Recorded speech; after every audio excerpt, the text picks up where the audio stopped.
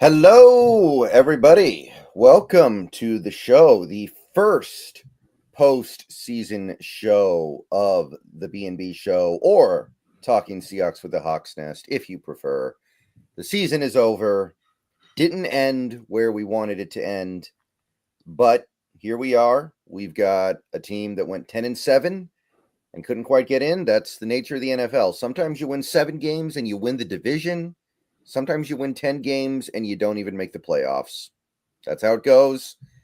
And that's where we are right now. So the football season may be over in terms of games being played, but that does not mean we don't have anything to talk about. So we've got some stuff to go into today. I am Brendan, and that is Brandon. Brandon, how are you today? I'm doing good. It was a fun season. Wish we could have gotten into the playoffs, made some noise, but we're moving in the right direction, so that's encouraging overall. Right. So the Seahawks have given us a couple of things to get into here. They've started on the offseason early, which is great for us. It gives us something to talk about. That would be, if we had a great team, if we had a team that won the Super Bowl, we'd love it. But that would be a team that probably wouldn't give you quite as much to talk about in the offseason, right? This way, we've got content to go through the entire process of the offseason. Certainly we do. They always keep you on your toes, these Seahawks. It's never boring. Right. And this has been going on for a few off seasons now. Several off seasons ago, it was firing Brian Schottenheimer. And then the next off season, you fire Ken Norton. The next off season, you're trading Russell Wilson. The next off season, you're moving off of Pete Carroll. Just all this different stuff. And this off season has already been marked by one significant change. If you guys watch these streams regularly, you guys watch our content regularly, you already know what happened. A couple of days ago, Ryan Grubb got the call at 9 a.m. in the morning, the day after the season ended, and was told, you got to get going. You got to go somewhere else. You don't have to go home, but you can't stay here. He got fired, and I personally fully support the decision. I know that your perspective on it is a little bit more than that, but I think at the end of the I get the sense that you are pretty on board with this as well. How do you feel about it?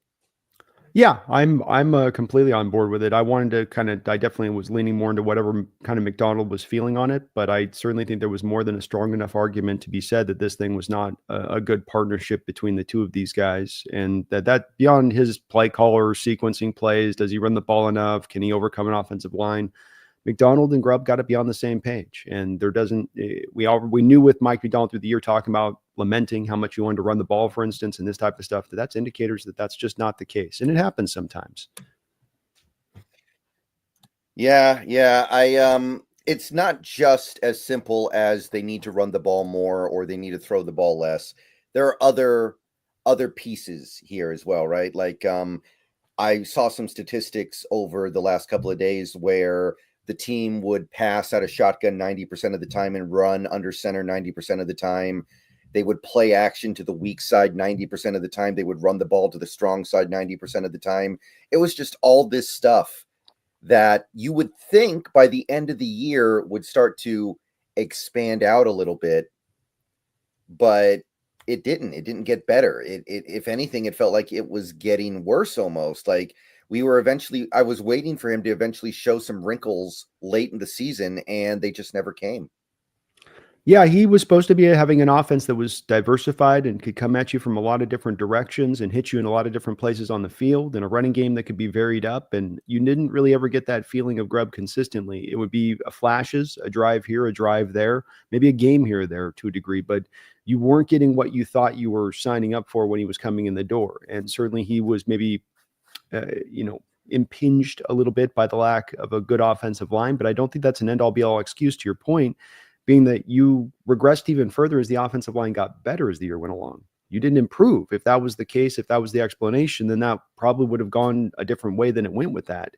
And that it just wasn't pointing to this getting turned around in the next year. And even once the offensive line was fixed, that you weren't still going to have some, I think, issues going on between Grubb and McDonald. And with you spoke about being just beyond the run game, it's like McDonald said, it's game management too.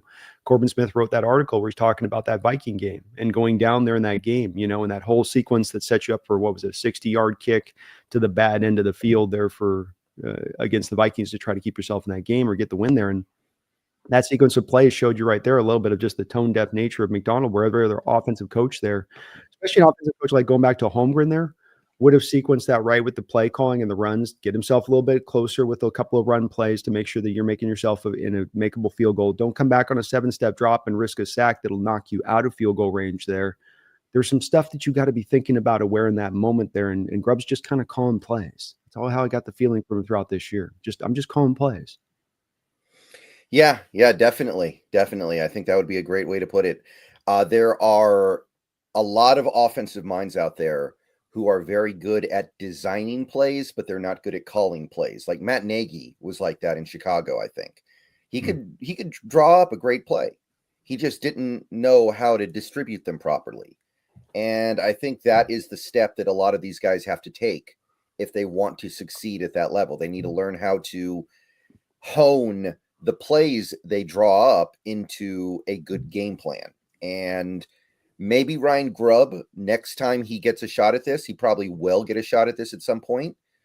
Maybe he'll be able to have learned from this experience, but for my stance, we don't have time for him to figure it out, and we don't have the time for him to risk him never figuring it out. We need to find somebody who can do it now. Yeah, I don't think he showed enough upside to me for me to want to, and the organization felt this way as well, to just sort of ride it out until he eventually kind of figures out what's what. And there's too much of a learning curve that seemed to be needed here on this one.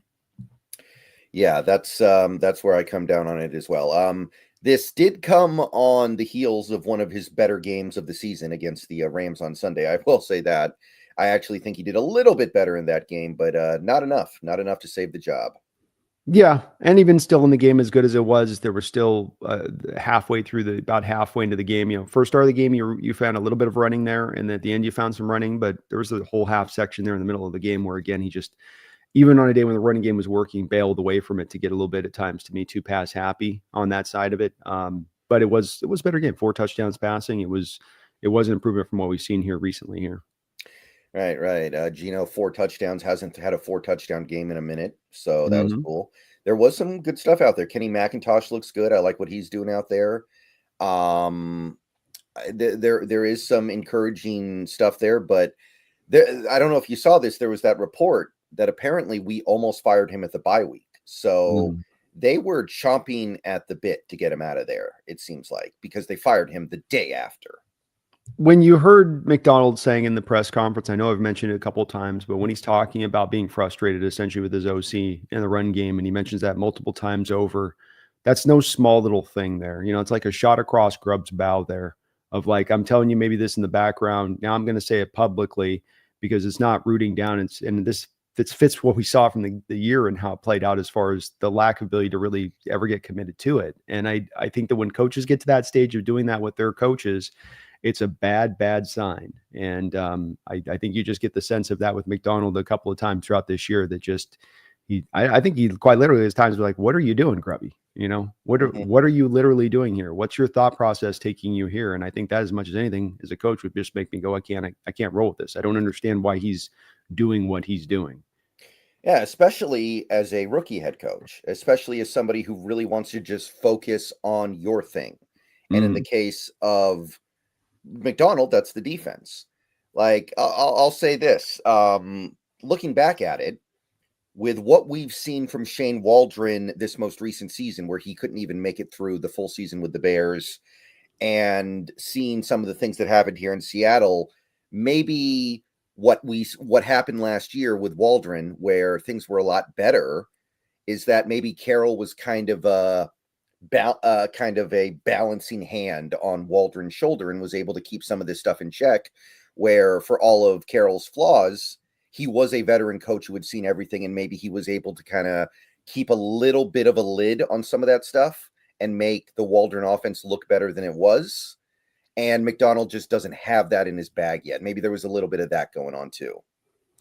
I mean, maybe. I don't think that Carroll's impact on the offense is cumulatively for a net positive. I think it's for a negative. For instance, not targeting the middle of the field at the 30-second rate, that type of stuff. The run game that would never attack laterally. I don't think that that's just Waldron. I think that that was a lot of Carroll wanting to stay in the A and the B gaps. So his tendency to me was to draw offenses down to a very simplified state, which is not winning football in the modern NFL. Your offenses have to be complicated. You've got to run it past just some preschool, low end kind of lo-fi offense without any kind of route concepts that are structured with any kind of intricacy as well.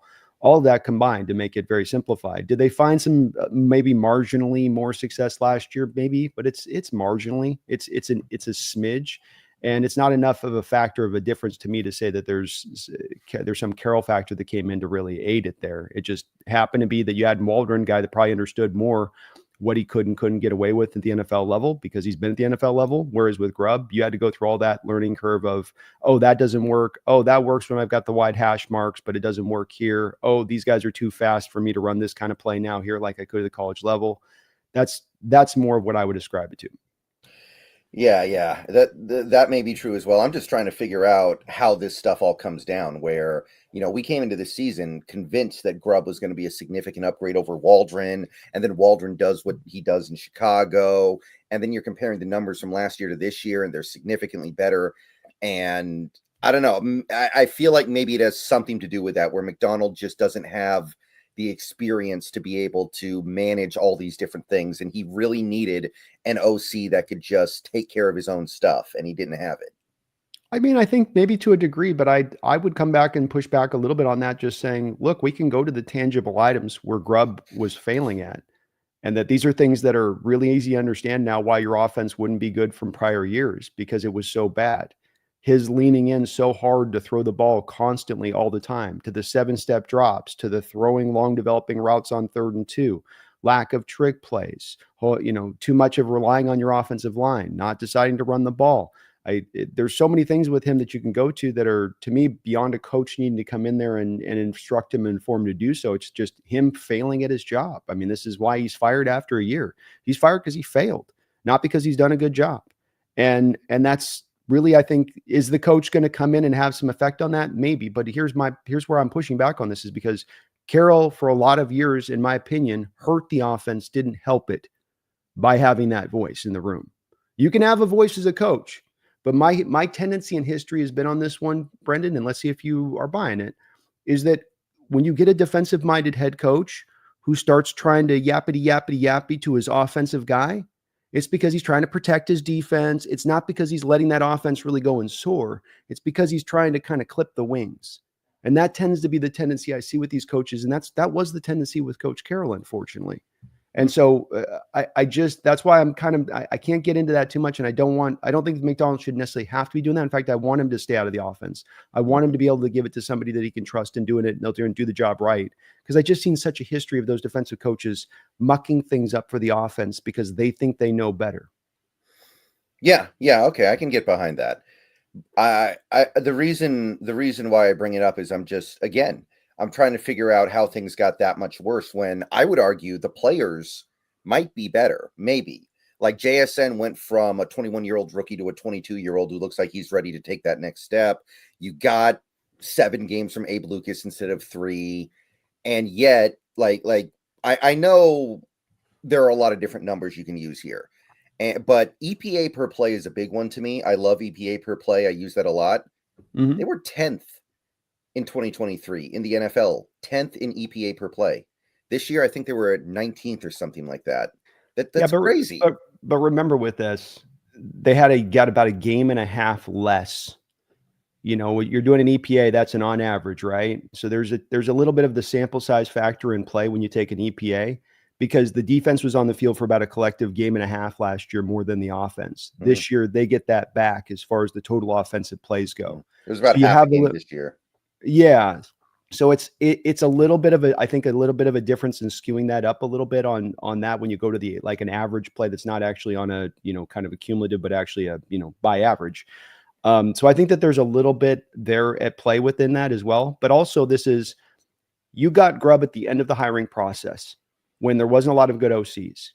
What I think the Hawks team did at that time, and what McDonald did at that time, and what Schneider did at that time, is I think that they swung big, and that they knew that they were swinging big, and that there was a good chance not a good chance, but there was a chance it could fail. and that they were making their peace with that for the potential upside that was there. But the downside was there too. The fact that we don't have any college OCs that are taken from the college game and brought to the NFL level is telling it, especially when we see a situation like this, right? Because the very things that played out is what you would worry about if you were to hire an OC from the college level directly to the pro level without having that experience. And I think that they knew that. They understood this was a potential. It could go this way. We talked about it, and I said at the time, I'm okay with that, taking that big risk because there aren't the good candidates. So rather than going for the most boring hire you can find, who's not going to, do a lot to improve it past where the offense maybe has been, you go for the big swing. And if it doesn't work, you come back next year, like we did, basically firing him 24 hours after the season, and you have all of the good candidates that potentially are there that offseason to then pick through who better fit to what McDonald is looking for. Yeah, he made it longer than Gerard Mayo. That's about it. Yeah, that's a awful situation there as far as the Patriots are concerned with Mayo. I think that's completely a ridiculous move on their part, and the Patriots start sliding back into a place now of being a long time away from being back to winning again. Yeah. It will not surprise me. Don't you just love that move when they fire the coach the day of the final game? They don't even wait till Black Monday. It's like the ultimate in disrespect. Do you think they fired him for the you remember the Colts thing with who was it? It wasn't Lovey. It was, remember the Colts guy that won 2 years ago? No, that was Lovey. That was Lovey. It was Lovey. Houston. Yeah. So you remember that Houston was couldn't get him out fast enough after he won that game. Yeah. And then New England won this game. Do you think that was a part of this? I think it's got to be. You're sending a message there, right? You're sending a message when you fire the dude that day. That's got to mean something, because to my knowledge, they never did that in the old days. They never did the day of. No. And I don't understand what it is why are you doing it? I mean, maybe he's just been that bad as a coach in the background, but I thought there was things outside his control that weren't his fault, that, he was making the right decision on sitting down Drake May, and giving him a year to sit. And then all of those stupid ass players in the locker room start we're going to mount a mutiny because you're not starting Drake May. It's we're not going anywhere even when we start Drake May. What's going to happen? We're going to win 3 more games and be at seven wins instead of 4 wins or whatever. So what? Let's do what's best for this kid long-term in the organization. And yet you got the impression that ownership sort of forced his hand to put Drake May out there. And then it plays out that way that we would think. I mean, not to mention they dodge a bullet of getting him injured behind that piss poor offensive line. But so that's where I come back to my confidence in that Patriot organization moving into the future is, very small. Maybe it's just that they want Vrabel, I think, a little bit. That's my sense on this, is that they're going to go and run hard after him, a former Patriot, and just. Yeah. But you just did this with Mayo, the former linebacker. He has a head coach. I mean, should have hired Vrabel last year, probably, if we're being honest. Yeah, probably should have. Yeah. All right. So Ryan Grubb's gone. I think we've been over that. One interesting note. Scott Huff, not yet gone. And the early word is that we're going to let the next OC decide if he wants to keep Huff or not. Right. That's where people are asking me a little bit about, what about this line coach and then this OC? The way this goes 99 times out of 100 is that whoever you're going to hire as the OC is going to bring their offensive line coach with them. Right. And I think that the Seahawks want to give themselves the option of sticking with Huff, because I think they've changed OL coaches 3 years in a row now. And they feel like maybe that's part of the problem they're having. I thought Dickerson's been our guy. He's been our guy. He was our guy. Dickerson was only there 1 year. No, he was there throughout. Wasn't it Solari? I think Solari was there the first year of Waldron. Solari was there before Waldron. Maybe they want a little bit of continuity there, so they want to at least leave the option open. But I seriously doubt Huff will be here next year, in case anyone's. I know some people have been asking about that. Yeah, it's very, very small, the chances on that one. Yeah. Also still here is Jay Harbaugh, which surprises me a little bit, but maybe there's not as much urgency around a special teams coordinator. Maybe he's also thinking it's the first year of the kick. I mean, the biggest issues was really with the kick return game. And so maybe Mike's looking at him as well, going, well, it's the new rules, got to give you time to adjust, bop-a-bop. But surprising, to your point, nonetheless. And we didn't really have a special teams ace this year. Like previous years, we had Jarek Reed, and then before that, we had Belor. We didn't really have that guy this year because Reed never got healthy. So maybe they're like, it's not your fault. I'd like to see the team embrace kicking it through the back of the end zone as much as possible through the next games next year. I just give him the ball at the 30-yard line. Don't risk it. I understand coaches want to try to get him at the 20-yard line or whatever on a nice defense on the kick return, but it just doesn't seem worth it for 10 yards to me versus the offset where there's so many returns going to 35, 40-yard line. All right. So that's about where things stand right now. Now we know that the old guy's out. We do have to spend some time talking about the new guy we might want to bring in, but I want to get to these donos first real quick. Let's see here. Alan Cousin, this is on your side, Brandon. This is a YouTube member. Oh, Alan. Cousin. Welcome, thank you, Alan. Appreciate you for that. All right. Martin Lawrence with the €5. I think it's euros. Thank you. All season, Grubb seemed to call the plays he wanted to use instead of calling plays the situation needed or with the offensive line / offense he had. Yeah, it was to me, Martin, like a guy that's drawing up his plays and I know he already had his plays, so it's not that he's literally drawing up his plays, but it's like a guy drawing up his plays in the offseason in September on a blackboard. And he's like, we're going to do this, and we're going to do this, and the O-line's going to protect so well like this over here, and they're going to do this. And it's all sort of was some theory from him rather than practicality of what would really work. And really what would work, to your point, Martin, just being logical. We've got one of the worst offensive lines in the league. Why lean on that line for these 7-step drops and the longer developing plays, especially when we have the spread concepts built into what we do? We've got the short passing attack built into who we are from a DNA standpoint.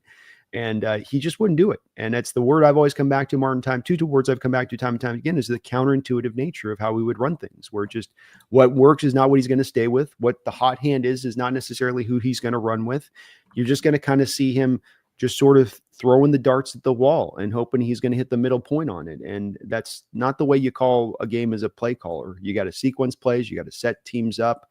You got to vary what you do. And there was not enough of that. You mentioned some of the stats that were there. There's 31st, I think, in play action in general. On top of it, there's a lot of 32s and 31s under Grubb and some of his offense. And when you get to that predictability, as I've often talked about with our defense, you've talked about our defense, Brendan, with the prior regime and the predictability of coverages and the predictability of fronts that you would run.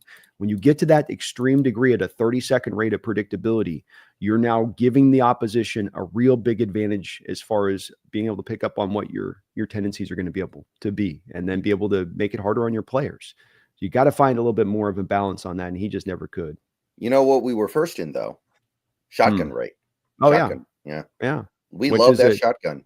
I know he wanted to live in it, and still wasn't all to our benefit. The stuff we would run under center, the stuff out of play action under center, it would work good, but counterintuitive. Doesn't want to stay with what is going well. That drive me crazy too as a coach. That had me firing a guy after a year as well. I don't know if my patience would last too long with that. Caden H, thank you for the $5. And yeah, this gets into what we've heard so far. Heard we're calling in Hank Fraley from Detroit. I believe he's the O-line coach.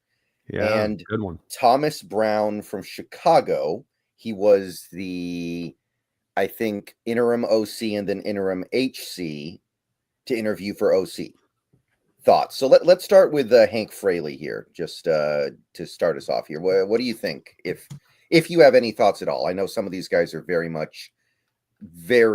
little known in this league.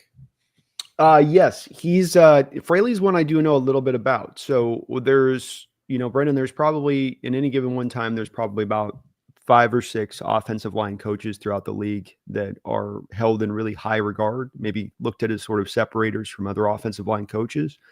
Hank seems to have a little bit of that reputation starting to build for him. He's not to the place necessarily of a Howard Mudd or a Scarmecchia, or maybe, he's not getting that, but his reputation has really risen high.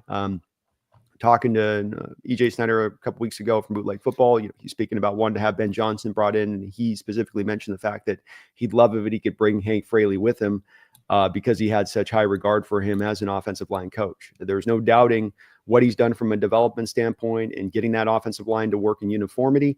He's been able to have backups come in there over the past couple of years, and that Lions team doesn't miss a real beat as far as now their performance goes back. Because you could say, well, they've put so much investment in their line as far as first-round picks and money goes.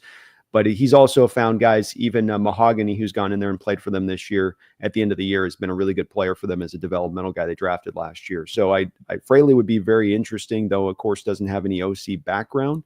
So, you're definitely on that one in a little bit of that place that I don't really like as much, Brendan, here, which is trying to kind of guess and hope a guy's going to be able to call plays versus having guys who's actually call plays. But sure would be nice to get Hank in here as an offensive line coach if you could just do that alone, if you could throw him a lot of money or something.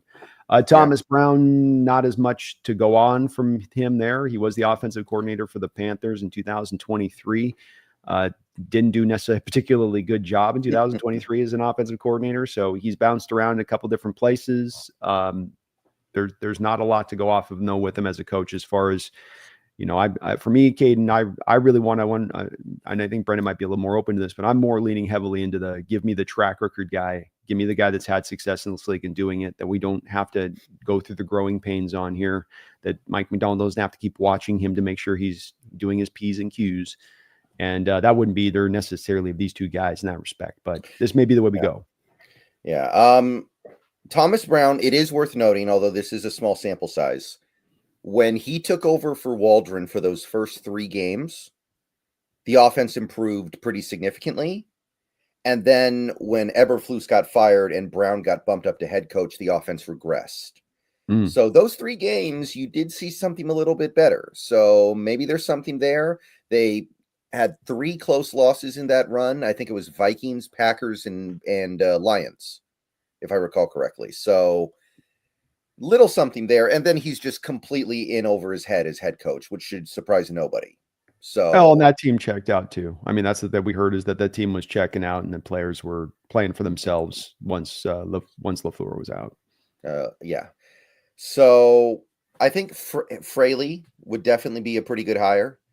I definitely think that the credentials are pretty strong. It's just one of those things where, again, it's a gamble. You are making a gamble there, and the reality is there are only a handful of guys that we can go get that have the experience that you were talking about. And that's what I want too. I want to be clear. I actually agree with you. I want somebody with the proven track record of play calling, but I also recognize that there are only so many of those guys. And by the way, some of those guys might be happily retired at this point. Like a lot of people are talking about Doug Peterson. I would definitely take Doug Peterson.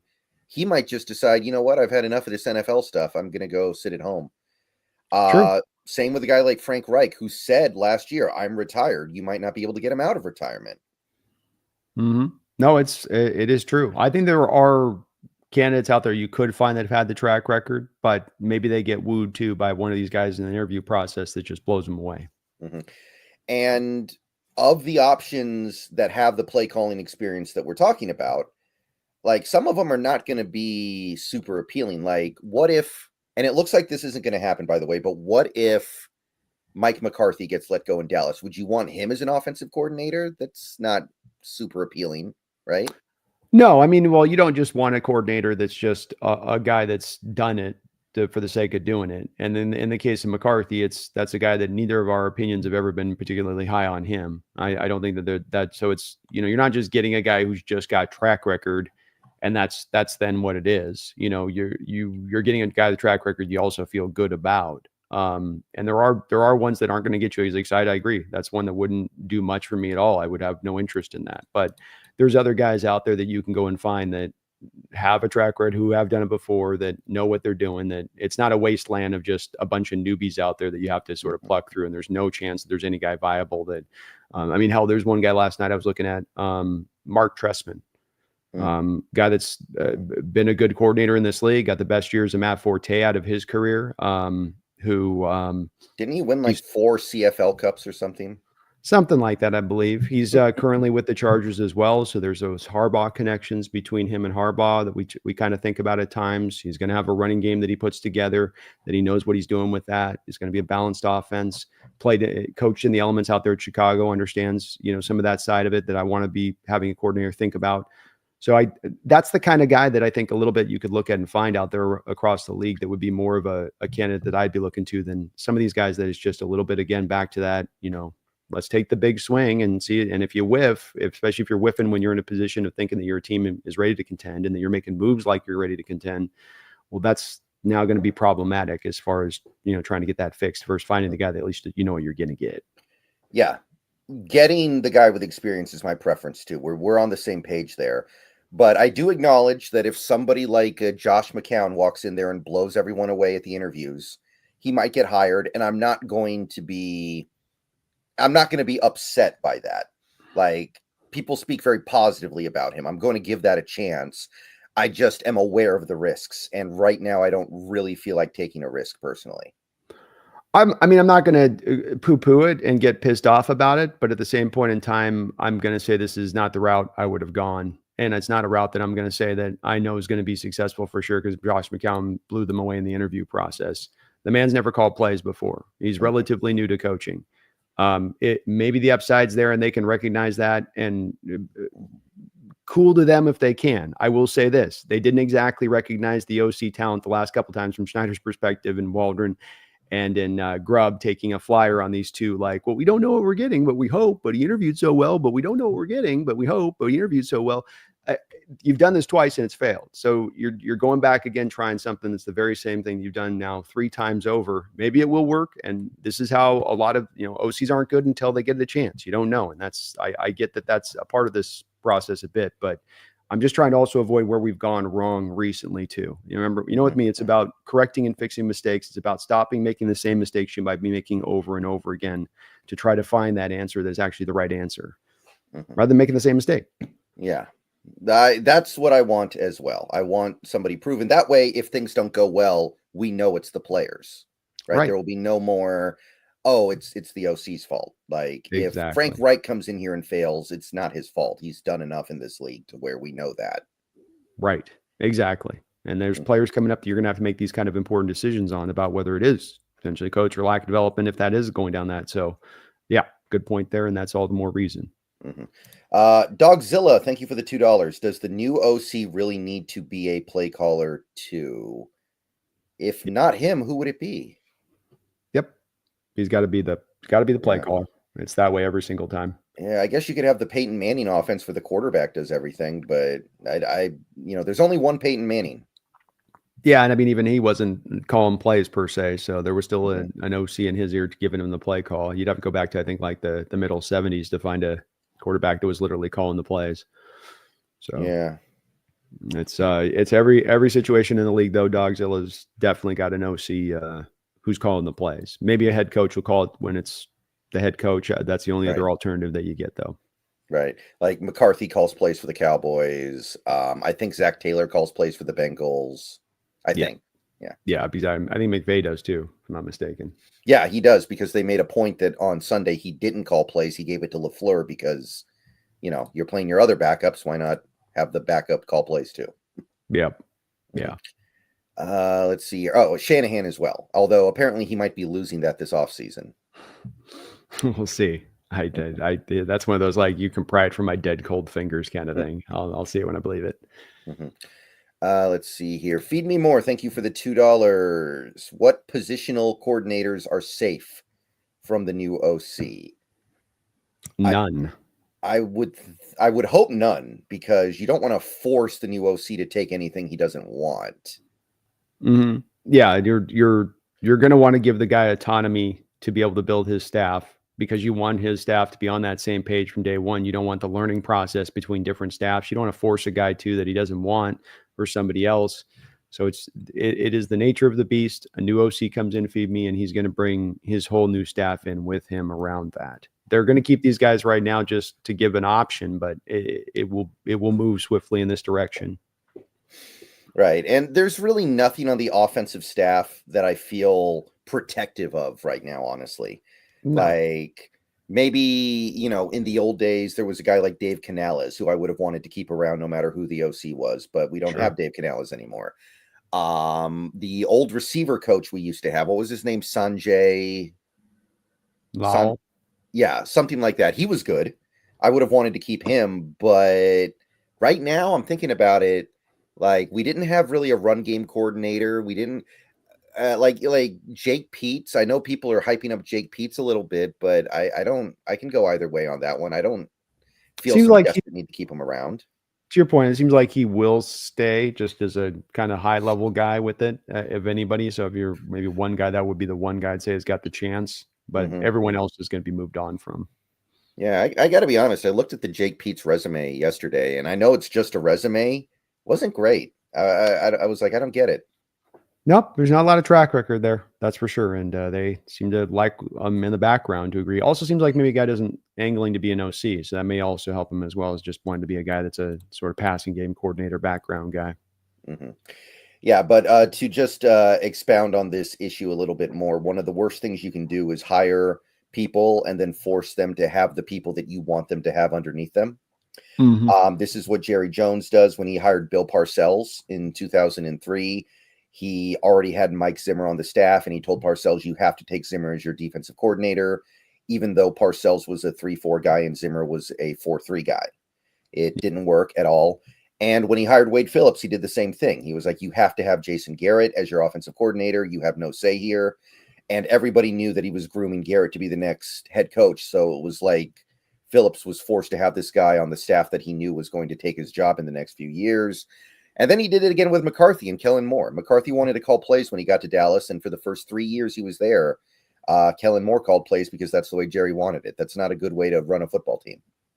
Nope. And that's one of the reasons why you see the Cowboys team stuck in perpetual purgatory there in the NFL is for these same kind of reasons. Happily in purgatory, though, if you're Jerry Jones. He's fine with it. So. Yeah, I suppose so, as long as he's got his Cowboys. Feed me more. Thank you for the $2. Reports say McDonald likes to give the OC his OF. His OnlyFans? Yeah, that's what I was thinking too. I'm trying to think what else could it be. Offensive. Yeah, I'm gonna need somebody to fill in the blank on that one, I think. OF.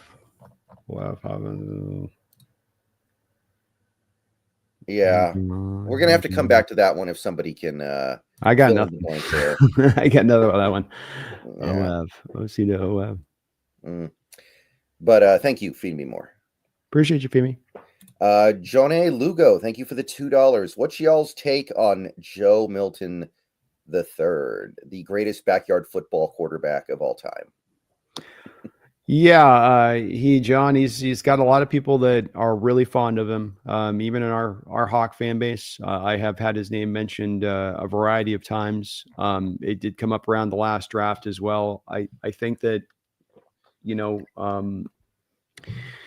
he has the viral moments last year at the combine where he throws it 70 yards and people put that thing on replay on Twitter and people go, "Ooh, look at the arm, look at the arm." And, then he goes out there this last week and has this game in a game where Buffalo has shut it down. They're not playing for anything. They've got backups in there and he goes out there and he has a good game. The evaluation is still true of Joe Milton in the first place of this is if Joe's so good, why did he drop down to the 6th round? Joe with this amazing arm talent, why did all these NFL teams pass on him at that point? Why did the Patriots who had drafted Drake May not be drafting this guy to have a pathway to being their quarterback in the future when they picked him to show you how much they were signed up for him as a talent? And this stuff is all indicators, should be indicators to people that have this fondness for Milton. It's telling you something. And the thing for me specifically in looking at John that I watched in Milton in college is that I look for two things with quarterbacks, first and foremost, that you have to have in your skill set. The reason I look for this is I don't believe these two attributes develop. You have them or you don't. So arm strength, hey, Joe's got that. That's one of my things. The second thing is processing. He has an inability to process in the pocket. And in my history of watching quarterbacks through the years, if you can't process at the college level at all, you're not going to be able to grow that skill at the NFL level. It's something you have or you don't. And he's just missing it to a huge, huge degree. And this is why he dropped in the draft. And this is why I don't think he's ever going to be a starter in this league. The talent is there, though, John. I mean, he's essentially Geno Smith without the processing power, without any of the stuff from the neck up. So you got all the physical ability of a Geno Smith, but you got none of what happens above the head to make it run right. And that's my kind of main issue there with Joe. Yeah, maybe a little bit of like a Jeff George type too. A lot of talent, but probably not ever putting it together. He's fun. He's fun, but yeah. Talent's there. Yeah. I mean, he's got some mobility. He's got the arm strength. He does, but It just comes back to watching him at Tennessee, where it's a very simplified offense. It's a very easy offense to run. So in those few moments where it's a little bit like Quinn Ewers, it's like Ewers in this manufactured offense, but in those few little small collection of throws he has to make over the course of the game where he has to process and make actually a decision on something and actually read things, he completely collapses in on himself. And the same thing was true with Milton. He had a piss poor Senior Bowl as well. I think he threw a couple of interceptions in the actual game on top of during the week, did not look particularly good. And that's just, he is kind of what he is on that. Yeah. But ugliest throwing motion of all time, or is that still Philip Rivers? Byron Leftwich has the worst throwing motion of all time. Or Tim Tebow. Yeah. Tebow might be worse. Tebow had like the trifecta of everything you don't want in a throwing motion. And a lefty. Let's see here. Feed me more. Thank you for the $5. Reports were Mayo wasn't a leader of men and couldn't discipline properly and had a whole bunch of stuff that is coming out, and I agree with the decision. Well, I mean, the thing to consider with this feed me as far as, truth and honesty goes is that the Patriots are getting a lot of heat on letting him go. There's some extra reasons they're getting that heat in the way that some people are viewing it as to why you let this guy go versus other coaches that get a pass, who have, more time, less success, whatever.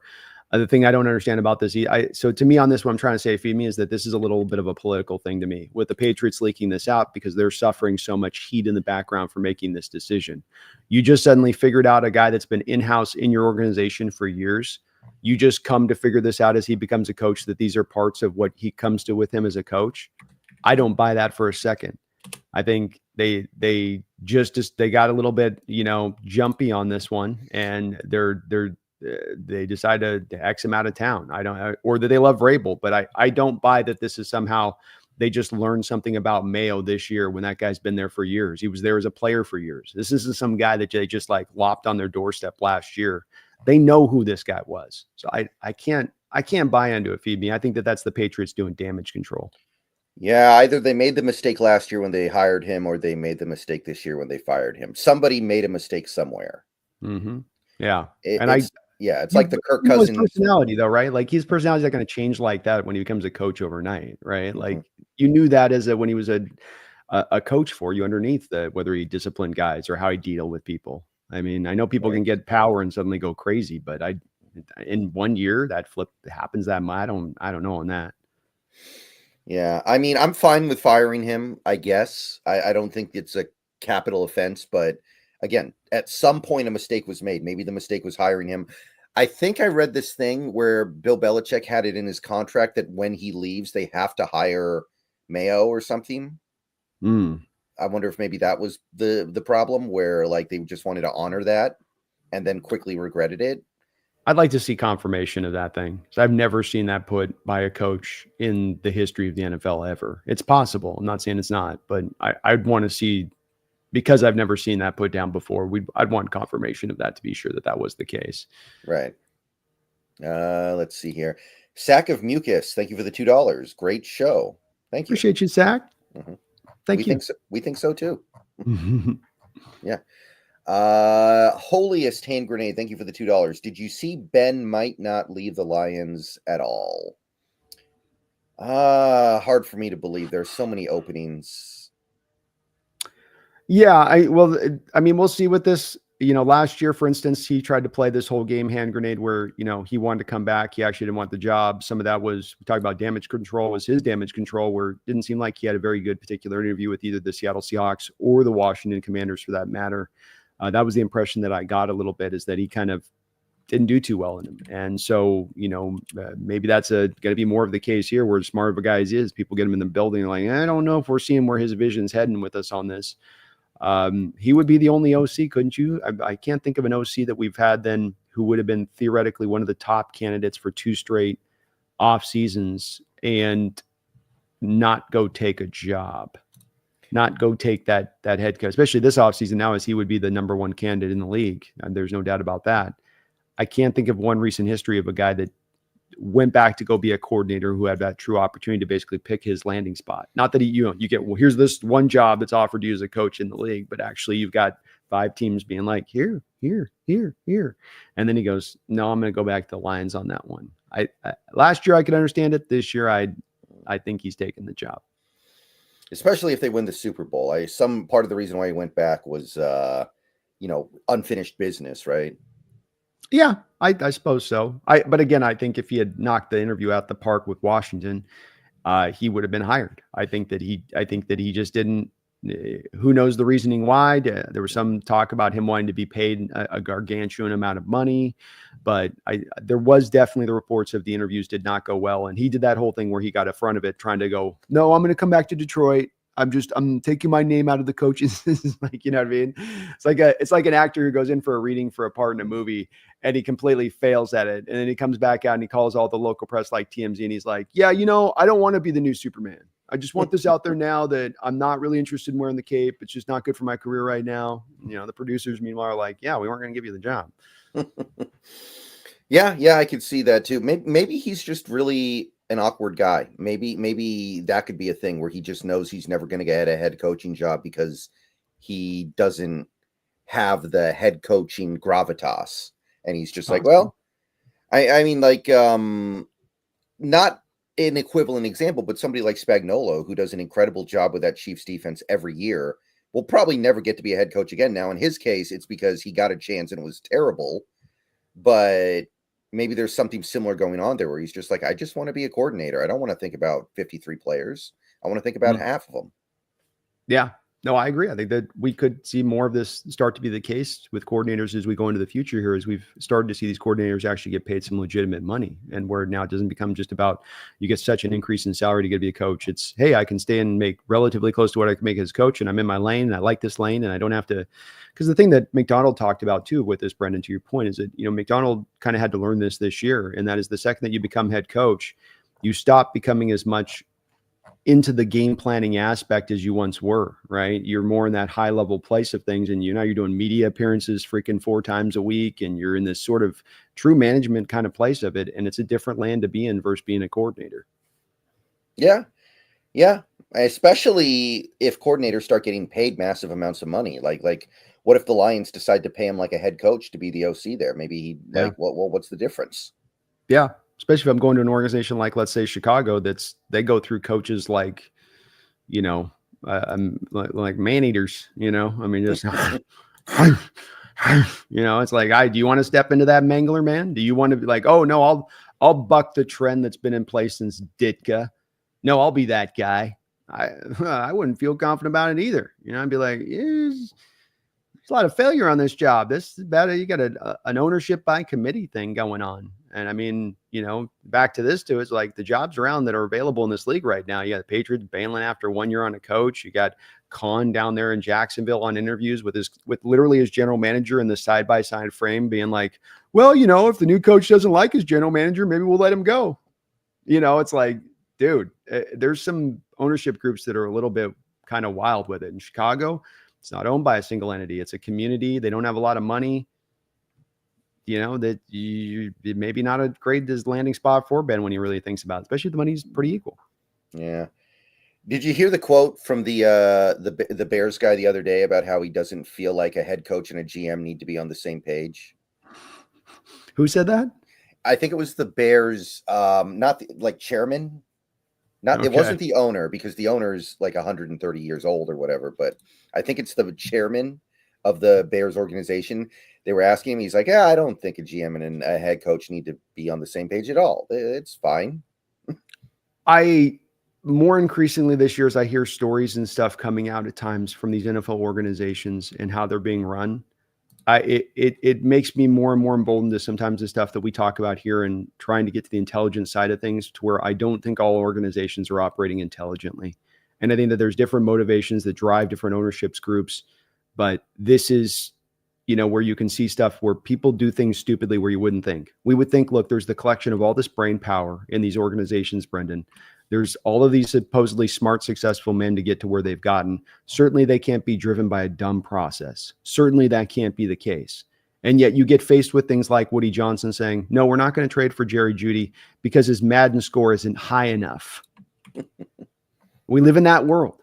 I mean, that's the world. This is not like in theory some 5-year-old said that. There's a literal owner who owns an NFL franchise who told his general manager to turn down a trade for those reasons. And so here we are, man, and it doesn't surprise me because we're just seeing more and more of it kind of coming out at times on this, but it's dumb. That's so stupid at so many different levels. I can't even understand how you would think that was a smart way of going. Oh, we got a little bit of breaking news here real quick, just we're going to get back to the donations, but you want to break a little bit of news on stream here? Yeah, let's do it. The Seahawks have requested to interview Clint Kubiak for the offensive coordinator position. So we have a third interview on the board here. There's my guy, man. That's my I've got a couple different guys on this, but that's one of my guys is Clint Kubiak. He took over the Saints. He was the Saints offensive coordinator last year. And you look at what he did with Derek Carr, where Derek Carr was really through a lot of the year before the injury, especially, was kind of on pace for maybe having one of the better years of his career. And he was doing it with a lot of kind of smoke and mirrors there with New Orleans, because you had running back, save me on this, Kamara. You had Kamara, yeah. You had Kamara, so he's working a lot of Kamara. Then you had Olave. Shaheed is kind of their speedster there. Shaheed, I think. Shaheed or something. The guy with the really fast 40 time. Yeah, and he's kind of a big play guy. But absent around that skill position, guys, you didn't have a lot else there to work with on that. And so again, back to manufacturing, kind of smoke and mirrors to make it happen. And yet the offense was performing really well. The other thing that he overcame that this is the important part on is that Saints offensive line run blocked really well. I mean, they were creating holes like nobody's business. Penning has developed into a monster as a run blocker, but my God, that man is still kind of a revolving door as a pass protector there. Mm-hmm. And so he had bad pass protection, yet still able to make that offense roll with a Derek Carr at quarterback, with the smoke and mirrors as far as the skill position players around him. I think that was a very impressive job that he pulled off there with New Orleans this past year. And there's some echoes to our situation here that could well accommodate him. On top of the fact that, he's got a track record, the pedigree with the father, who's won a Super Bowl, I think, with Denver as a coach there when Manning. I think that he was the guy there at that time. So yeah, that sounds right. So, he's I think even I think Niners are hiring his brother or something. But yeah, I would love this hire. That would be a great fit here for us. I think that guy kind of checks the boxes of what I'm looking for. Yeah, that's got to be one of the top guys, I think, especially with the nepotism of the NFL right now. That's actually warranted nepotism, right? That's, yeah. That's not a situation where he doesn't deserve it. He's done stuff. He's done something. It's that Saints team has got some talent offensively, but he had them performing well above where I think their talent was at. And isn't that really the greatest indicator of an OC is you take whatever talent you have and then elevate it up, not necessarily dominating, but just, can you elevate up that cast? And if we put the right talent together, you'll elevate it a little bit more. And that's what we want from the OC. On top of it, brings the balance. It's going to use light backs out of the backfield. And, it's not all just, 7-step drop city and throws. So yeah, he'd be really good. What if he brings his dad along as an advisor in like the I love it, man. role? Yeah, I love it, man. It can't hurt. Kyle Shanahan still got his dad in his ear. Just because Mike Shanahan ain't in a booth with Kyle, every week those guys are probably on the phone going over stuff, and that it helps having that kind of bastion to lean upon. Yeah, yeah, I like it. That's definitely the best of the 3 interviews so far, I think. I would agree with you there. Long live the king. Thank you for the $5. This division could possibly be a carbon copy of the NFC North, meaning 3 playoff teams, with our 2025 schedule. So I assume you've seen the schedule, at least in terms of the opponents listed, and it's pretty soft for the NFC West. I agree with that. I don't think we have nearly enough information to say we're going to produce 3 playoff teams like the North did. I mean, what if McVay might retire, Stafford might retire. These things are still on the table. The Niners, what are they going to do? Are they going to pay Purdy? Are they going to take a step back for 2025? It's possible, but I feel like every team in this division could go pretty strongly one way or the other. Yeah, I think that's very true. I mean, it's and even on the soft schedule in the opening, it looks like that. but let's also see what happens through the offseason as far as some of these opponents. Does the Panther team take some steps forward? Do the Jacksonville Jaguars, who have some talent, get the right coach in there to where Lawrence starts to kick that into place? And now you play them next year, and that game's a lot tougher than it looks on paper.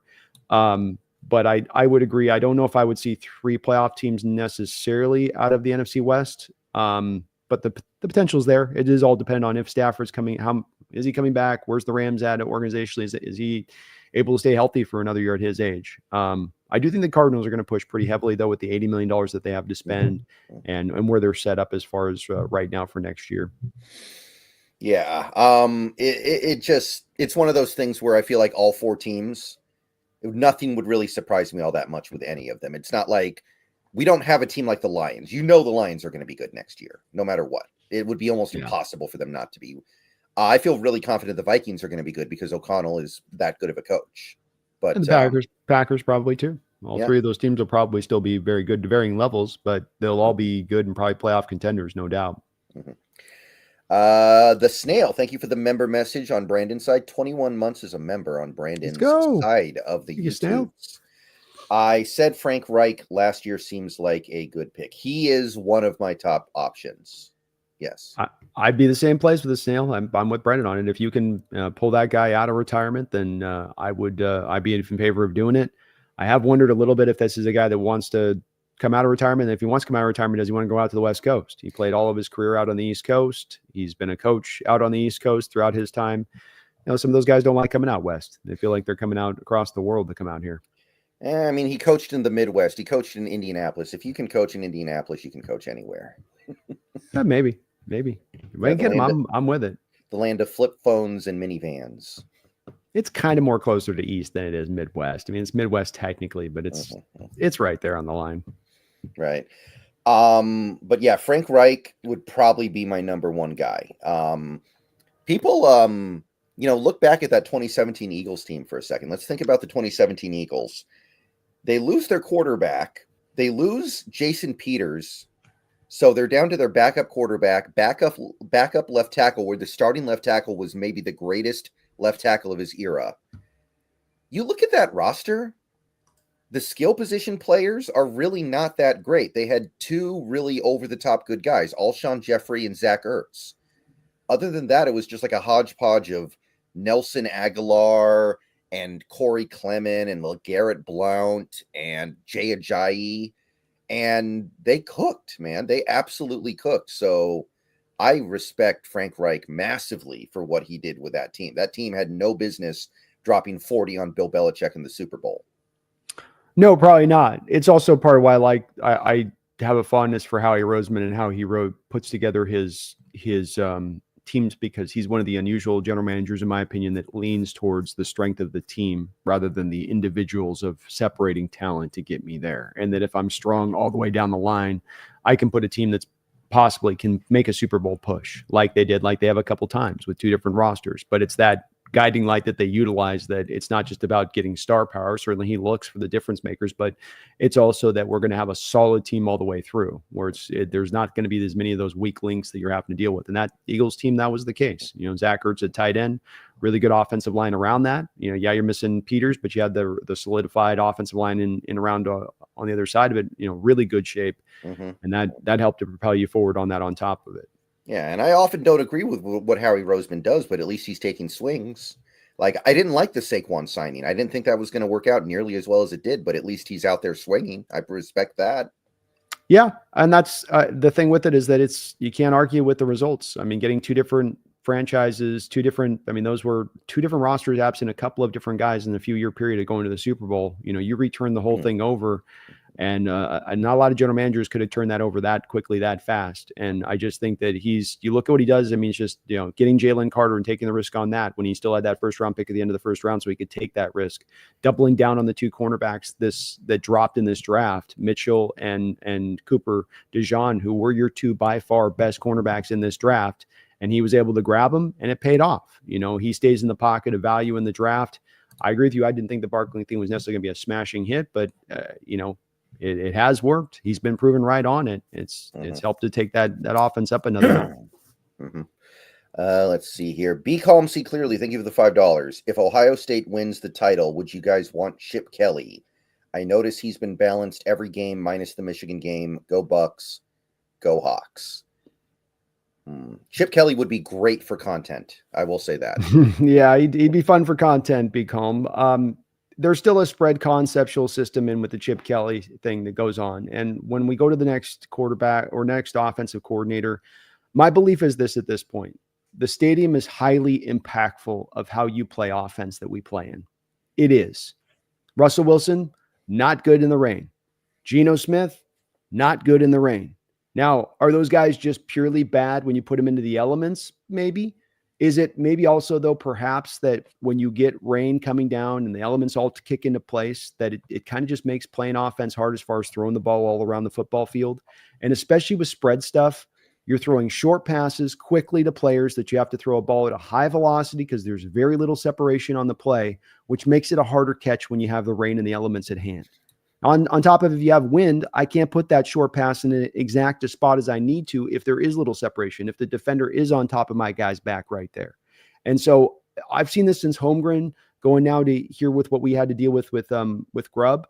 Because with Holmgren, and I don't know if you remember this, I know we've talked about it a little bit, but with Holmgren, you had this period from about 02 to 05-ish, where your receiver core was as deep and as good as anywhere in the NFL, but that you could not get over the problem of drops. If I'm not mistaken, Brendan, I think we had 3 of the top 25 players this year in drops again, by the way. So I haven't looked at the list, but I believe it. So it's something where I see 2 different generations of this being a problem, 2 different iterations of our Hawks team being a problem. And I track it back to, you put people in those kind of conditions like that to try to throw the ball in those kind of, it's like the first Cardinal game, it was 16-6. Cardinals couldn't throw it either, could they? Kyler couldn't get anything done either on his side.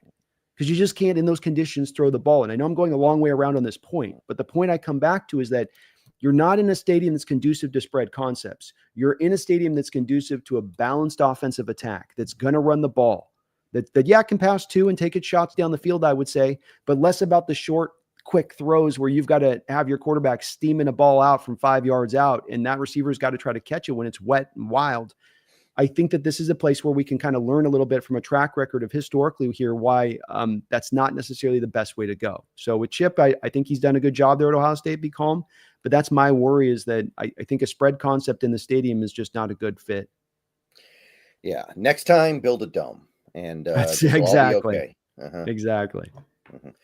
But yeah, I think with Chip Kelly, it'd be better than Grubb. But I think you'd have the occasional game where you would have like 150 yards of offense and 3 points. Yeah, and agreed. He'd have a hard time surviving that. We'd see games like that, and we'd just immediately revolt as a fan base. Yeah, I agree with you on that. And I think McDonald just dealt with too much of this year, of the negative side of that, of what you'd get, that he'll be too fearful to climb back into that box once again. Mm-hmm. Right. Seth, thank you for the $4.99. With a young head coach, can we go after someone that's proven and experienced in the NFL at OC? Bieniemy, Kelly, and Peterson. Yeah. So we already talked about Kelly, and we already kind of mentioned Peterson. How do you feel about Peterson, by the way? I don't know if you commented on that. I mean, the problem with him on the proven track record thing is that, you got Frank Reich in there when he's back over there at the one point. I think, you look at him with a KC when he was the OC there. He's one of those guys that was an OC under Andy Reid who didn't call the plays. I don't know if he's got as much of that tried and true track record to him as that play caller that I'd like to see. Yeah. Jacksonville had that one really good year with him. I think he was the play caller then, but that's about it. The year they won the playoff game. That might be right. That might be true on it. I just think he's, it'd be okay. Let me check something here real quick. The OC that year was Press Taylor. Okay. And it looks like Doug Peterson was the play caller. So that's good, I guess.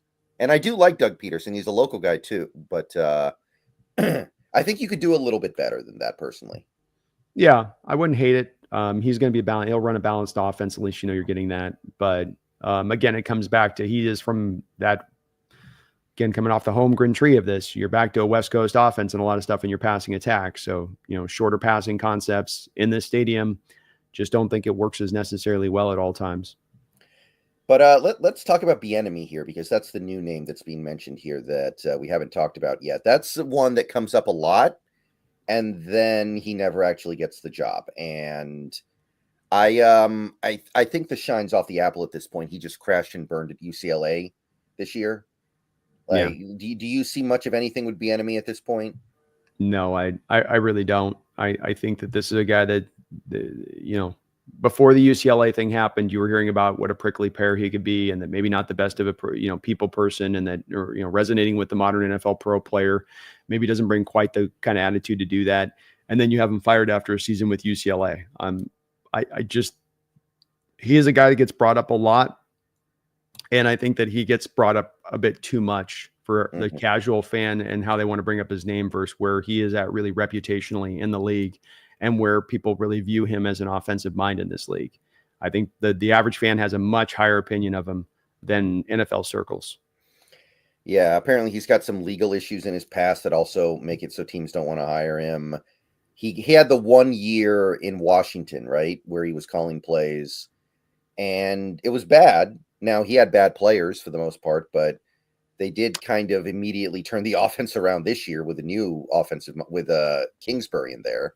So yeah, without a variety of different you got the quarterback, but that's, the only major difference from when he was in there, and Washington fans weren't happy with how he play called. So if you're talking about a guy that got let go, is like, there's all like, man, we could have kept Bieniemy. They were like, yeah, good riddance. So right. Do you want to sign up for a guy like that when that previous stop he had, people were so happy to move on from him? I wouldn't. God's Gang, thank you for the $5. What do you think about Bieniemy or Chip Kelly? Also, thoughts on Charlie Weiss Jr. or Jared Johnson? Well, we already talked about Bieniemy and Kelly. So Charlie Weiss Jr., I didn't know there was a Charlie Weiss Jr. I know nothing about the Charlie Weiss Jr. myself. I know his father and the Patriots stuff that he did, and went to Notre Dame, and weight loss, and that's all about I know on him with that. So don't know a lot about Charlie Weiss Jr. as far as his track record. Yeah, I don't even know where he is right now. Is he maybe in New England or something in that coaching tree? Could be. I've never heard the name Charlie Weiss Jr. before. Jared Johnson, is that the former Seahawks defensive back? Yeah. Jared Johnson? I doubt it. It's got to be another Jared Johnson. Nope. You're right. The 2013 guy that we had. I was on a podcast with him 2 days ago. Oh, were you? Yeah. Nice. It's a former Seahawks player is doing this podcast called Hawk Talk. It's Dave. I struggle to pronounce his last name, but he played offensive line in the 80s for the Seahawks, and he has guests on. Like, his most frequent guest is Walter Thurmond. He's on the show a lot. He's had guys like not Lofa Tatupu. Yeah, I think he's had Tatupu on once or twice. And last time it was Jared Johnson, and he wanted me on as well. So I was on there with Jared Johnson. I didn't know he was in offensive coordinator discussions right now, though. I hadn't heard that. He's the current quarterbacks coach with the Texans since 2013, but there's no track record with him actually calling plays. So fairly new to coaching, having just retired, somewhat recently. And then, you just not in the OC background. So for that point, when the God's Gang with Jared, I'd be probably not necessarily in favor of that, because of the fact he's never done it before. Doesn't have a lot of success as a coach, just even as an assistant kind of coach. And the Houston OC guy, that's the guy who might get a head coaching job this year. That's Slowick. Yeah, Slowick. I remember we were thinking about him as head coach last year. So probably not much there for me personally. Yeah, I mean, he seems to be a guy on the rise there, God's Gang. But me and Brendan are both in that kind of place of, with either of these two guys, we want a guy with the track record at the NFL level of calling plays. That's really, as much as anything, the most important thing here at play, rather than a specific name. Feed me more. Thank you for the $2. Thoughts on Jeff Stoutland, Eagles O-line coach? Never called plays. So you're, again, back in that place of feed me. I'm going to be pretty consistent on this. I don't know if Brendan will be as well on this, but I don't want to go for guys that have never called plays as an OC in this game. We're going to then have to go through growing pains. We then have much of a higher chance for a failure rate there, because you don't know what you're going to get we're essentially going kind of down the same lane, a little bit of what we had with Grubb in that respect. If you do that, has he done a great job there? Yeah. Is part of it though also Roseman putting the assets into the line and spending the money on the offensive line and reinforcing it with draft picks when guys move on, like Brandon Brooks goes out the door, and you've got Landon Dickerson, and here comes Juergens in there, and they do a good job of stocking it up nicely for that O-line coach. He probably does a great job in addition to that, but it helps as you come back to offensive lines. What makes them great? Investment more often than not. Yeah, you need a good offensive line, and Jeff's one of the better ones in the league, but it really does, investment as much as anything. Right. That's why I really look at what the Packers are doing, where they have no blue chippers on that offensive line, and it's one of the best in the league. And I'm trying to wow, how did they do that? They've got the humper starting at left tackle for them, and that's still an elite offensive line. Like, how did they cook that up? Yeah, well, they develop better than we do. I mean, that's the thing we've been missing for years, is that who's the lineman we've developed has come in here and, taken steps forward and kept getting better and better and better and gotten developed to become those guys. That's something that the Packers do a very good job of, and we don't. They also do a good job of, getting the right guys that they target in that early round territory. Jordan Morgan was a great pick for them this last year. I know he's on IR, but he's going to be a great lineman for them. Zach Tom was a guy we both liked coming out, that you knew he could play a variety of different, but you knew that guy was going to be a good lineman in this league. And so they target the right guys also, and then they develop them great. And that combination has allowed them to keep rolling for years in that path. Right. Feed me more. Thank you for the $2 offense. I don't know what this refers to. That was his donation where you were trying to figure out what he was saying on the deal to the one to the other. So okay. And then Be Calm See Clearly says OF equals offensive freedom. Is that hold on, let me backtrack this to what he was meaning. Reports say that McDonald likes to give the OC his OF. I think the implication there is that McDonald wants the OC to control the offense and him to stay out of it. Yeah, he doesn't. I think he wants to just have the OC run it, and he gets to run his defense, and he can concentrate on what's going on with his defense. I think already he has his views split by being a head coach from how he'd like to be applying it to the defensive side of the ball, being like how he did when he was a coordinator. So I think that this all leads back to he wants the OC to be taking care of business. He doesn't want to be a finger pie in the pie guy. Kind of like we saw with Carroll at times in previous history, where just too much influence over the offense. And perhaps he's aware of the fact that defensive-minded head coach has that draw to do this, and that it's not then for the betterment of the team when the defensive guy comes in and overhangs over the top of the OC and is like, run the ball, you need to run the ball, and don't do this, and don't throw to the middle of the field, and be safe, and don't turn the ball over. That's not helping our team if I do that. And maybe he's recognized that by the freedom that he's providing.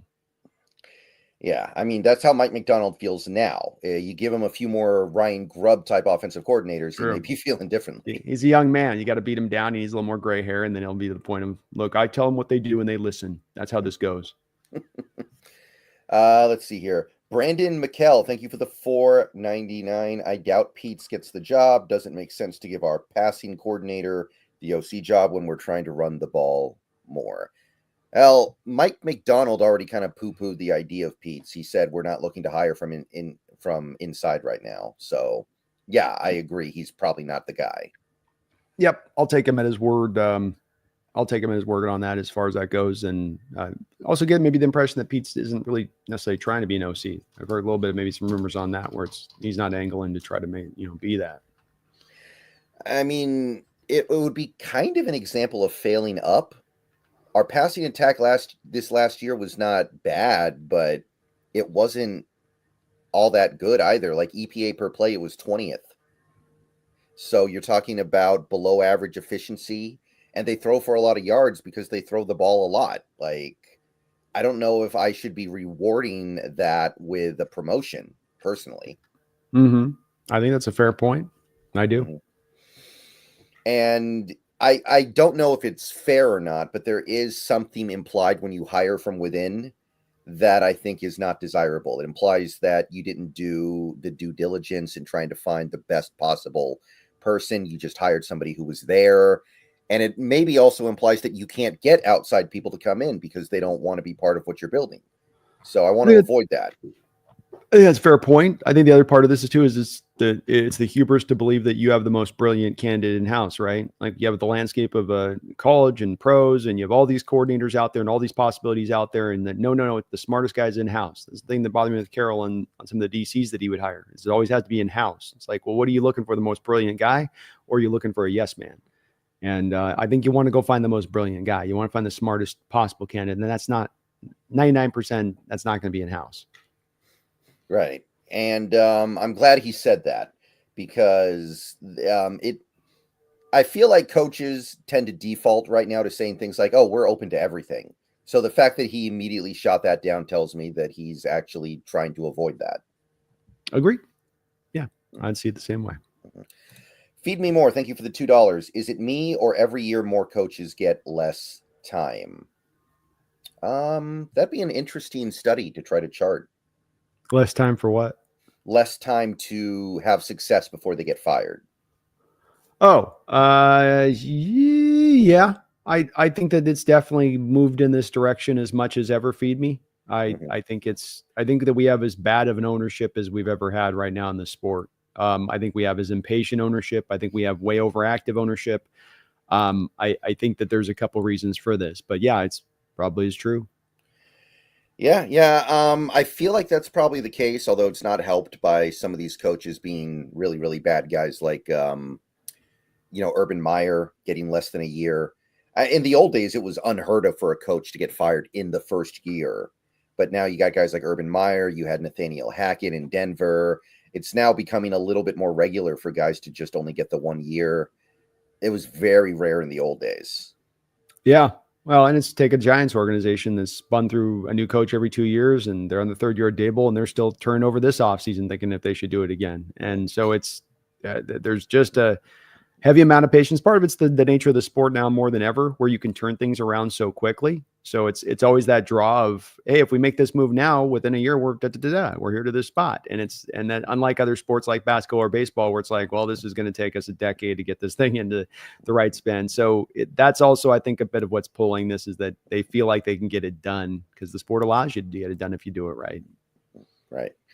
John Stewart, thank you for the $1.99. Mike Munchak, maybe? Never called plays, right? Never called plays, head coach for the Titans for a couple of years in the 2013s-ish. Didn't do necessarily a very good job. I believe a Hall of Fame offensive lineman, had a great career in that side of it. But if I'm not mistaken, I'm doing a wiki check. I think I'm right on this. I don't think that he's been in the league for the last couple of years. So hasn't called plays before, John. Been out of the league for a couple of years at this point. I'm guessing that he's more heading down into the pathway of retirement more than anything else. I feel like with these retired coaches, you can always lure them out. You just need to have the right amount of money. It's pretty rare somebody's just like adamantly retired. It's possible. He is a guy that, played on the Oilers run and shoot back in the day. And again, had a great career in that point, but just not a lot of track record there as a coach for offensive coordinator or running an offensive show. Upo, thank you for the $5. Hey guys, love the talk. Appreciate you. Totally on board with Kubiak. Thank you, Upo. Yeah, Kubiak will be one of my main guys. I've got a crazy scenario too for you, Brendan. You know how I love to come up with my crazy scenarios. Okay. You want to hear it? May as well. The Pittsburgh Steelers lose this next weekend in their playoff game. The Bears trade for Mike Tomlin, giving the Steelers a second-round pick. Arthur Smith comes to Seattle, bringing with him Russell Wilson on a veteran minimum deal. Well, I was with you for most of that. Well, I mean, I was on board with most of that for sure. I think Mike Tomlin has the job at Pittsburgh until he retires. Everything I've heard is that organization loves him, and they never, ever, ever want to get on the coaching carousel no matter what. So I think he's just bulletproof there. It's very possible. He also doesn't have a playoff win since 2016. Yeah, and everything I've read indicates they do not care. And again, it is possible, but it's just something too where you do wonder a little bit, especially if there's a team that offers them some draft capital on that, where 2016 is a long time ago, I mean, we let Carroll go after not having won since 17. It's 2016. You haven't had you're working your way to 10 years before you even had a playoff win. Say nothing to being a contending team. And you're right. That's not an organization that moves fast like some of these other teams do. They're going to be patient to a fault. But something that I do wonder about if that happens to be another loss this upcoming week where they've got potentially some decisions to make going forward. Mm-hmm. And I don't think Arthur Smith would bring Wilson. I don't think he likes Wilson. I'm not necessarily sure either. It's just as much of it's more of kind of just a fun outside the box, just completely left field option. Russ comes back, tries to, clean up a little bit of the legacy there, goes on a vet minimum deal. There's no cost to Seattle. They run that run heavy system. He's got familiarity with it with Smith's system already at that point. But I'm with you on it. Yeah, it's kind of like I said, it's kind of a crazy thing I was thinking about the other day. Even if take Wilson out of it, just maybe the Arthur Smith aspect of it, if you were to get a. Yeah, I think that's more realistic. And apparently, Wilson's looking for like a Kirk Cousins contract this offseason.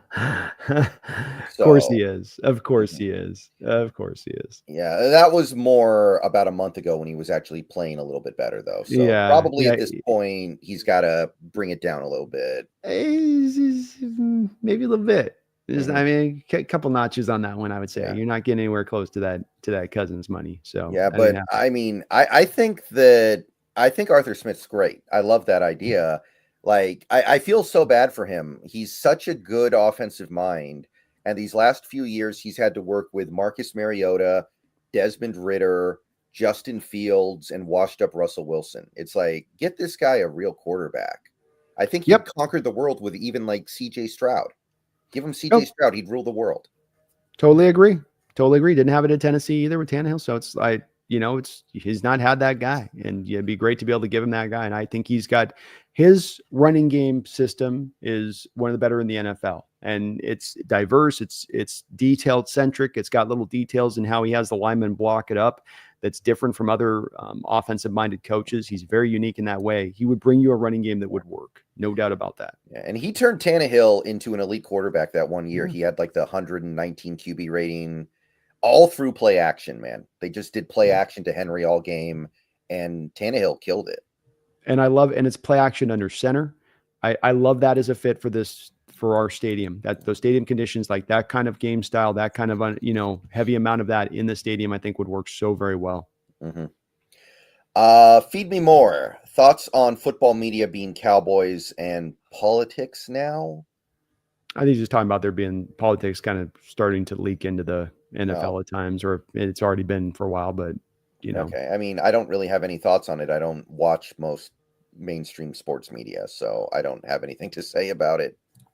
Yeah, I've kind of checked out on a lot of the sports media as well at this Feed Me. I mean, I grew up on ESPN, and I can't remember the last time I sat down to watch just a Sports Center, which used to be for me a nightly, daily consumption back in my youth. So they've gone off the rails on what they are with it. It's almost like when MTV stopped playing music videos, and then they started getting to trying to generate content and everything being out. And it's like, well, you kind of went downhill at that. We watched this channel used to be for the, videos. That's why we wanted to watch it, and we're going to be this new thing. You might find success with it, but you're not as good as you once were with what you're doing with it. So, it's kind of the nature of the thing. And Cowboys, I guess, draw eyeballs. Feed me. That's why they keep talking about them. I mean, they do. They're not doing anything wrong by talking about them. True. Very true. Be calm, see clearly. Thank you for the $5. Not defending Eric Bieniemy, but Chip Kelly was fired from UCLA and failed there. And also please no to John Gruden. That's where I draw the line. Well, Chip Kelly went 10-2, I think, one year at UCLA in 2022. He actually beat Washington. That was the one of the 3 losses that DeBoer had when he was here. So he didn't fail at UCLA. He just had a bad year, and they decided to move on. So I think it's a little different with a guy like Bieniemy who never had any success there at any point. So I think it's a little different. Yeah, it's a little different. I will say, to give to your point on this, be calm. They're probably more cut from the same cloth than they are cut from a different cloth. And, you hear about the stories from the Philadelphia Eagle players when Kelly was there as a former head coach, and that, he could be tough to deal with on that side of it. So it kind of comes down to they're both kind of have a little bit of that reputation on the back of them as they run. And I don't really want either of them. I'm not a Chip Kelly guy right now either. So I would not be in, for the spread concepts, for some of that. How's that personality work? Is he maybe just best at the college level with the hash marks, the way that they're set up for his system? I think so, maybe. So for me, they're both kind of in the same pot there on that one. Damn it, Brandon. We need the content. We need the Chip Kelly content. Fan base would freak out. There'd be such a contingent to be so pissed about it. Yeah. And I mean, I don't think it would work, but the content would be glorious. Mm-hmm. He'd have a couple 500-yard games in him. For sure. No, he would, dude. But the highs would be very high. Mm-hmm. Feed me more. Thank you for the $2. B, he turned a rugby player into a top OL player. I think this is Stoutland he's talking about. Yeah, Jordan Matalia. I can't say the last name on that guy. Mm-hmm. The left tackle that they've got going. Yeah, he's done a good job. He's a good OC. But again, too, with it, feed me, just no history calling plays. So you're getting into that barrel again of just learning pains, growing pains. Is he bad at it? Okay, what if he's bad at it? Now you're turning this back over another year from now. Is he worth the upside of risk to go for jump for a guy like that? To my opinion, no. I want to get more of the certainty for these reasons. Mm-hmm. Yeah, that's mostly where I am as well. There are some guys we could hire without the experience that I would be totally cool with and I would be optimistic about. But I really hope we exhaust all the options of the other guys first, is what I'll say. Agreed. Mm-hmm. Yeah, I'm the same place. Give me just a sec here, real quick. 1 sec. Okay, no problem. Let's see here. So, Bradley, thank you for the $1.99. What are your thoughts of poaching Mike LaFleur? So I'll wait until Brandon gets back before we get into that. LaFleur is a name on my list. He's certainly a guy that I'm aware of, though. So got a couple things to say.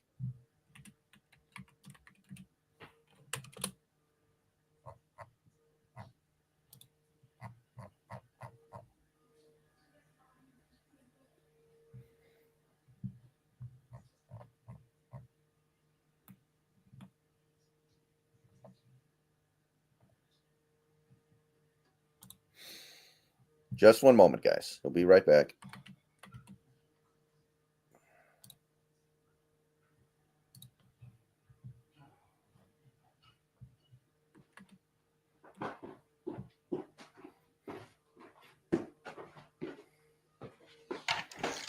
Thank you for holding on there.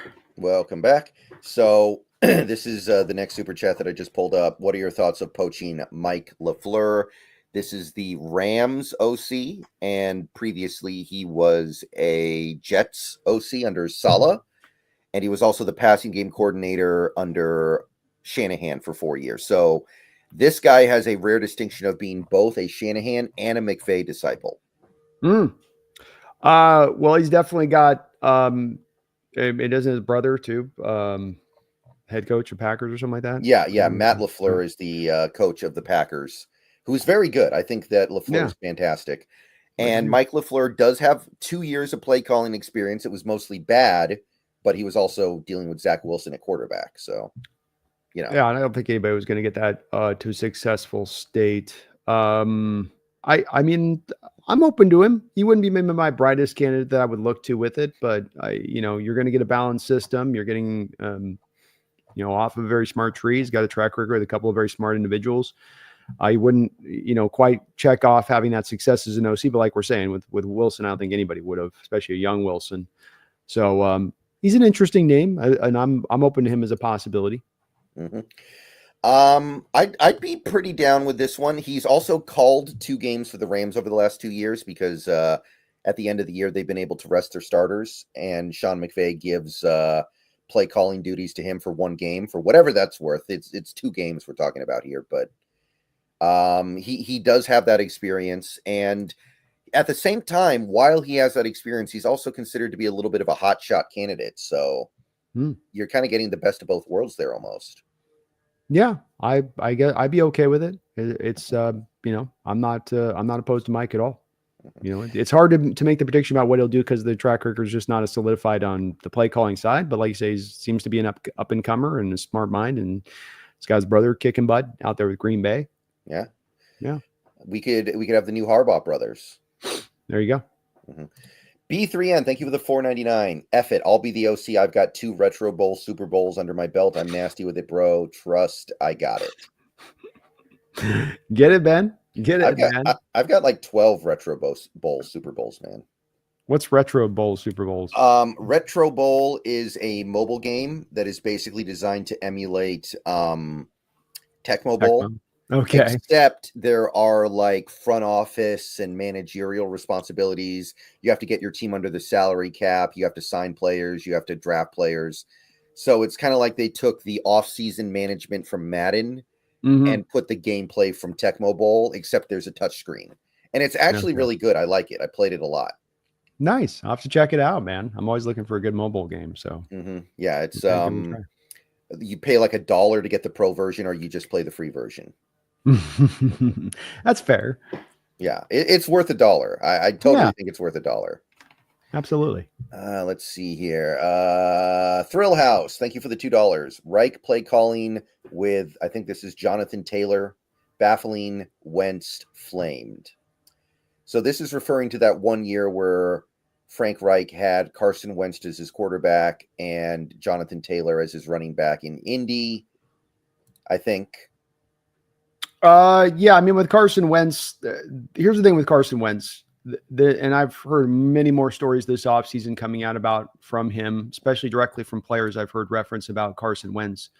The talent with him was better than a Jared Goff, but the issue at play there with him is that he's a guy that is going to be on his own beat. He's going to do his own thing. And when it comes to, learning and staying to what the game plan is telling him to do and what the coaches are telling him to do, the thing you're hearing about Wentz a lot of times is that he's just going to freelance what he wants to kind of do. And maybe he's grown in this way and he's getting better now and starting to get better once he gets his next opportunity, if he gets his next opportunity. But that's been the reputation that's followed him, is that I tell you to do this and you just decide to go do that. That just too much of one of those quarterbacks that's just too enamored at times with the off script stuff and not staying on script, which, is maybe less of Reich's fault at that point, given that it's a problem that Wentz has probably dealt with at every stop that he's gone to, and why he's on probably what is his 4th or 5th team at this point in the league. Here's what I would say about that. I had a friend who was an Eagles fan during Wentz's prime, which was really 2017. And what he said is that Carson Wentz was like Russell Westbrook when Russell Westbrook was a good player. Yeah. Does some freakishly amazing stuff that only he can do because he was an insane athlete, but then he blows the easy play like Russell Westbrook would do. He was a freak athlete. Nobody else like him in the world, but then he would just randomly pull up from 30 feet with 3 defenders on him because he felt like it, or just go charging into the lane and pick up offensive fouls because he's barreling right into people's chests when he didn't need to. So that was what Carson Wentz was. And then he got hurt, and then he got hurt, and then he got hurt, and then he got hurt, and he lost his athleticism. And when that happened, there was nothing left really that anybody would want, right? Like you have a hyper athletic player without the hyper athleticism. You just have a guy now. Yeah. Yeah. I would agree with that. And so I wouldn't take as much away from Wentz being, if he's your quarterback and your offense fails, that's a lot of OCs are going to fail with that guy as their guy. And the Colts in their situation with the quarterbacks there, there wasn't a plan in place there. They were just spinning through QBs on like a yearly basis. It was one to the next, to the next, to the next. But I don't judge Reich too harshly on what happened in Indy. He did great until Andrew Luck retired, and then things went off the rails. Yeah. Feed me more. Thank you for the $2. Feels like there has been worse of what Gruden did. Actually, this reminds me, we didn't address the Gruden part of this super chat either, from Be Calm See Clearly. So I can't imagine Gruden being an OC. Like, I think that's beneath him at this point. I mean, it's possible. He has such a love for football, and he would like to get back into the game, and there's not a pathway to getting back as a head coach where this could maybe play out to where this is the way that has to go for him to get back in. The emails are bad, and I ain't excusing that. And I think to Femi's point, there's been certainly coaches that have done worse that have been able to go get jobs afterwards. But I understand that, because of where we're at in our geographic location of things, a guy like that brought an OC would not probably land well, given the structure of things locally. if that makes sense. Yeah. I don't see that one happening. I think Gruden's a pretty good offensive mind, though. I think he could be good in that role. I agree. I don't see it happening. Yeah. Be calm, see clearly. Thank you for the $5. This is what I want: a blue chip top center, then build the O-line around him. Backup for Lucas. Who would be that center? And Chip is funny. Chip is very funny.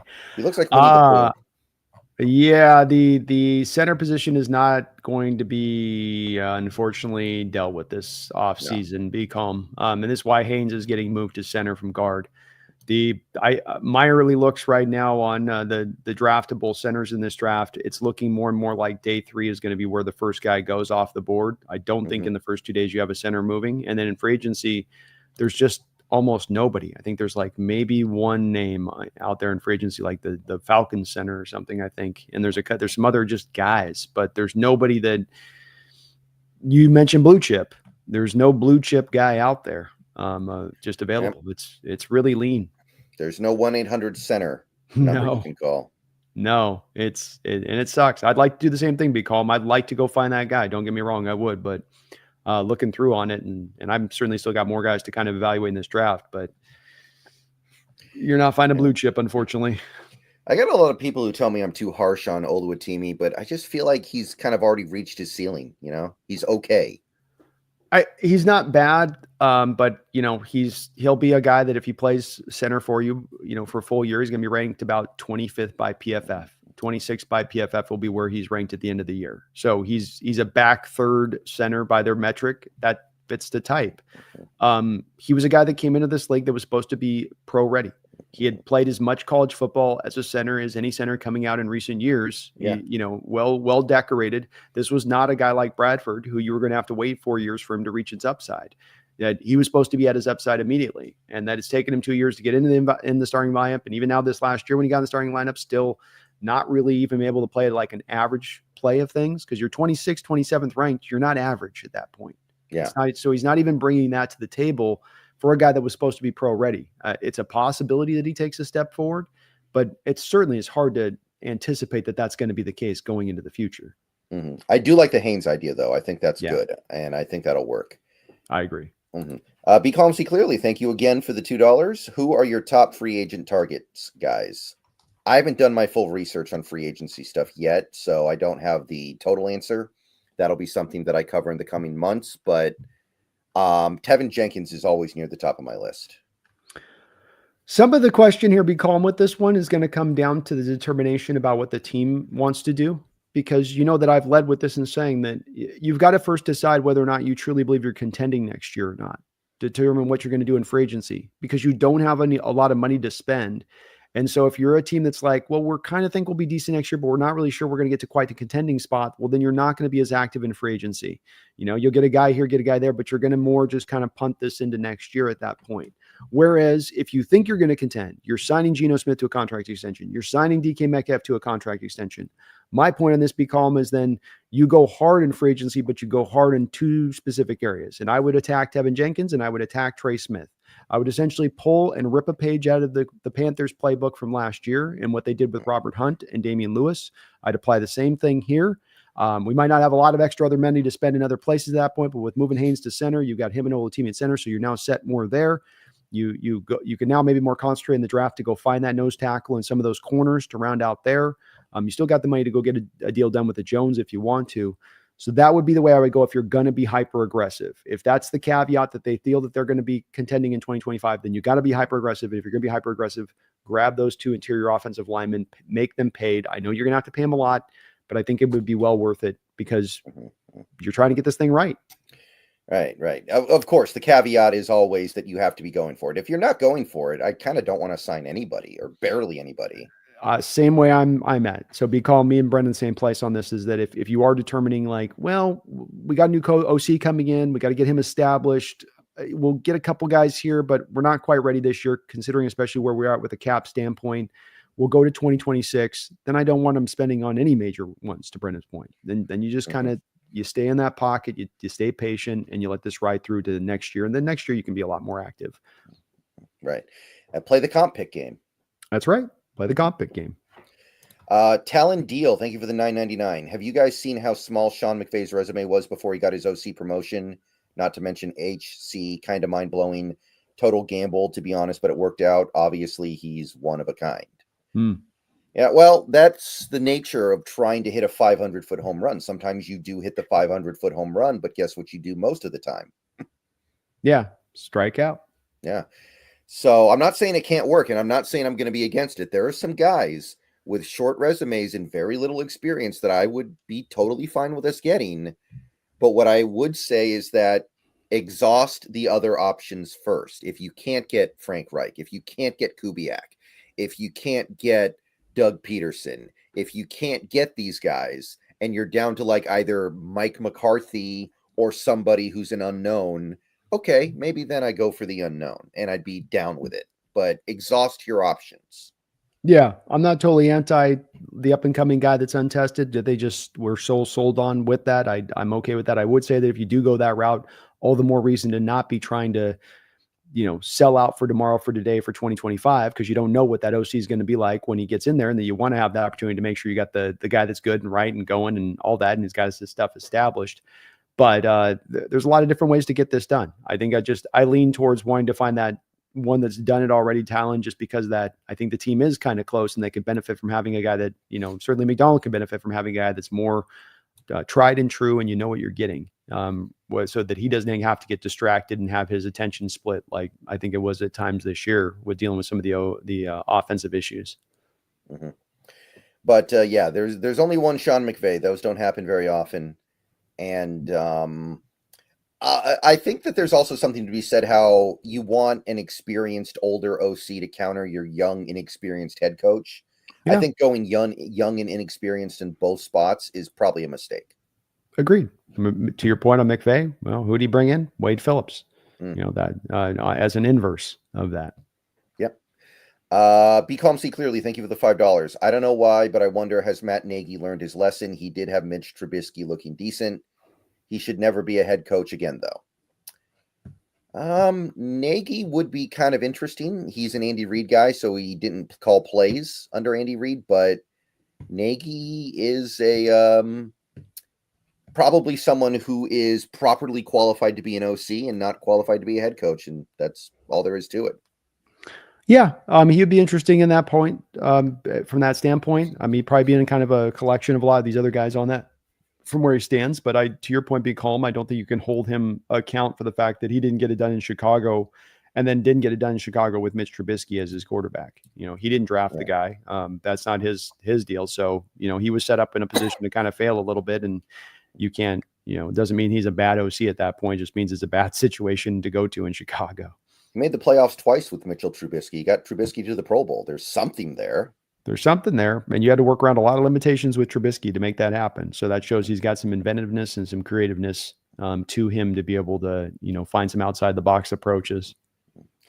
Mm-hmm. Feed me more. Thank you for the $2. If we get a run-centric OC, do we pay K9 on fourth year? Yeah. I've seen a lot of people ask this question about if K9 is going to be here next year. I don't even think it's a question. Like, he's under contract. It's cheap. Like, why would he not be here no matter what? Yeah, I think that I think people are starting to get excited about McIntosh. And so what it is, there's a drive to find a way to get McIntosh more carries. And if K9's here, I think people realize there's no way to get Kenny any carries. And we've talked about, if K9 had gone out and run for 1,300 yards, you're probably going to move him in a trade, because I don't think they're going to pay him. I don't see John at this point paying running backs money, unless there is some way to find that in between place that we don't tend to find with these kind of contracts where it makes sense for both player and team. There's some running back deals, like Chuba Hubbard signed a recent deal with Carolina that was like that. Maybe eventually you can find that with K9, but it's going to have to be after a year where he proves it. He's coming off a down year. He's been injured every year of his career. You're not looking to pay him right now, so he needs to go out there and show you that he can do it for a full season and stay upright before you're going to give him any money. But I think likely this just plays out with the final year of his deal, and then he goes out in free agency and probably moves on. Right, but like, him not being here next year is like, he's got no trade value right now. Let's be clear about that. He's got minimal trade value. I don't think you could get much for him. And he's not on a big contract, so it's not like you're saving a ton of money if you cut him. So I think that it's not even a question that he's going to be on the team in 2025. Agreed. Yeah, I think I would be shocked if he was moved somewhere else. It would have to be some team falling in love with him who would give you even a 4th round pick back in return to make you drawn to do that. And I just don't think that John's going to do that, or that there's that trade out there available. Right. I agree. Feed me more. Thank you for the $2 again. Thoughts on picking up Cross's 5th year and not paying? Pay that man his money. That's my thoughts on that. Yeah, we thought at one point with this feed me that we had 4 or 5 of these guys that were on that drafted from a couple of years ago that were going to be in linemen and have to pay all at the same time. What is worked out as maybe a happy benefit to this is that only one of them is due to be paid, and that's Cross. So, he's the only guy you got to really go out there and get done of this class. And maybe you can get Mafe done, but I mean, I don't want to pay Mafe substantial money for a guy that's going to give me 8 sacks and good run defense either. So I almost just would be happy to let him play out the last year of his deal, to be honest with you, or last year of his rookie contract, excuse me. Mm-hmm. So that's where I stand with it. I think Cross is an easy one to get done. He's taken that next step in his development. Blindside left tackles are very hard to find, and just sign up and roll. Yeah, I don't think there's any question here. You got to take care of this, because if you get a competent OC in here that actually balances the offense a little bit, Cross will probably perform even better next year. Okay. Everyone clings onto his high pressure count, pressures allowed.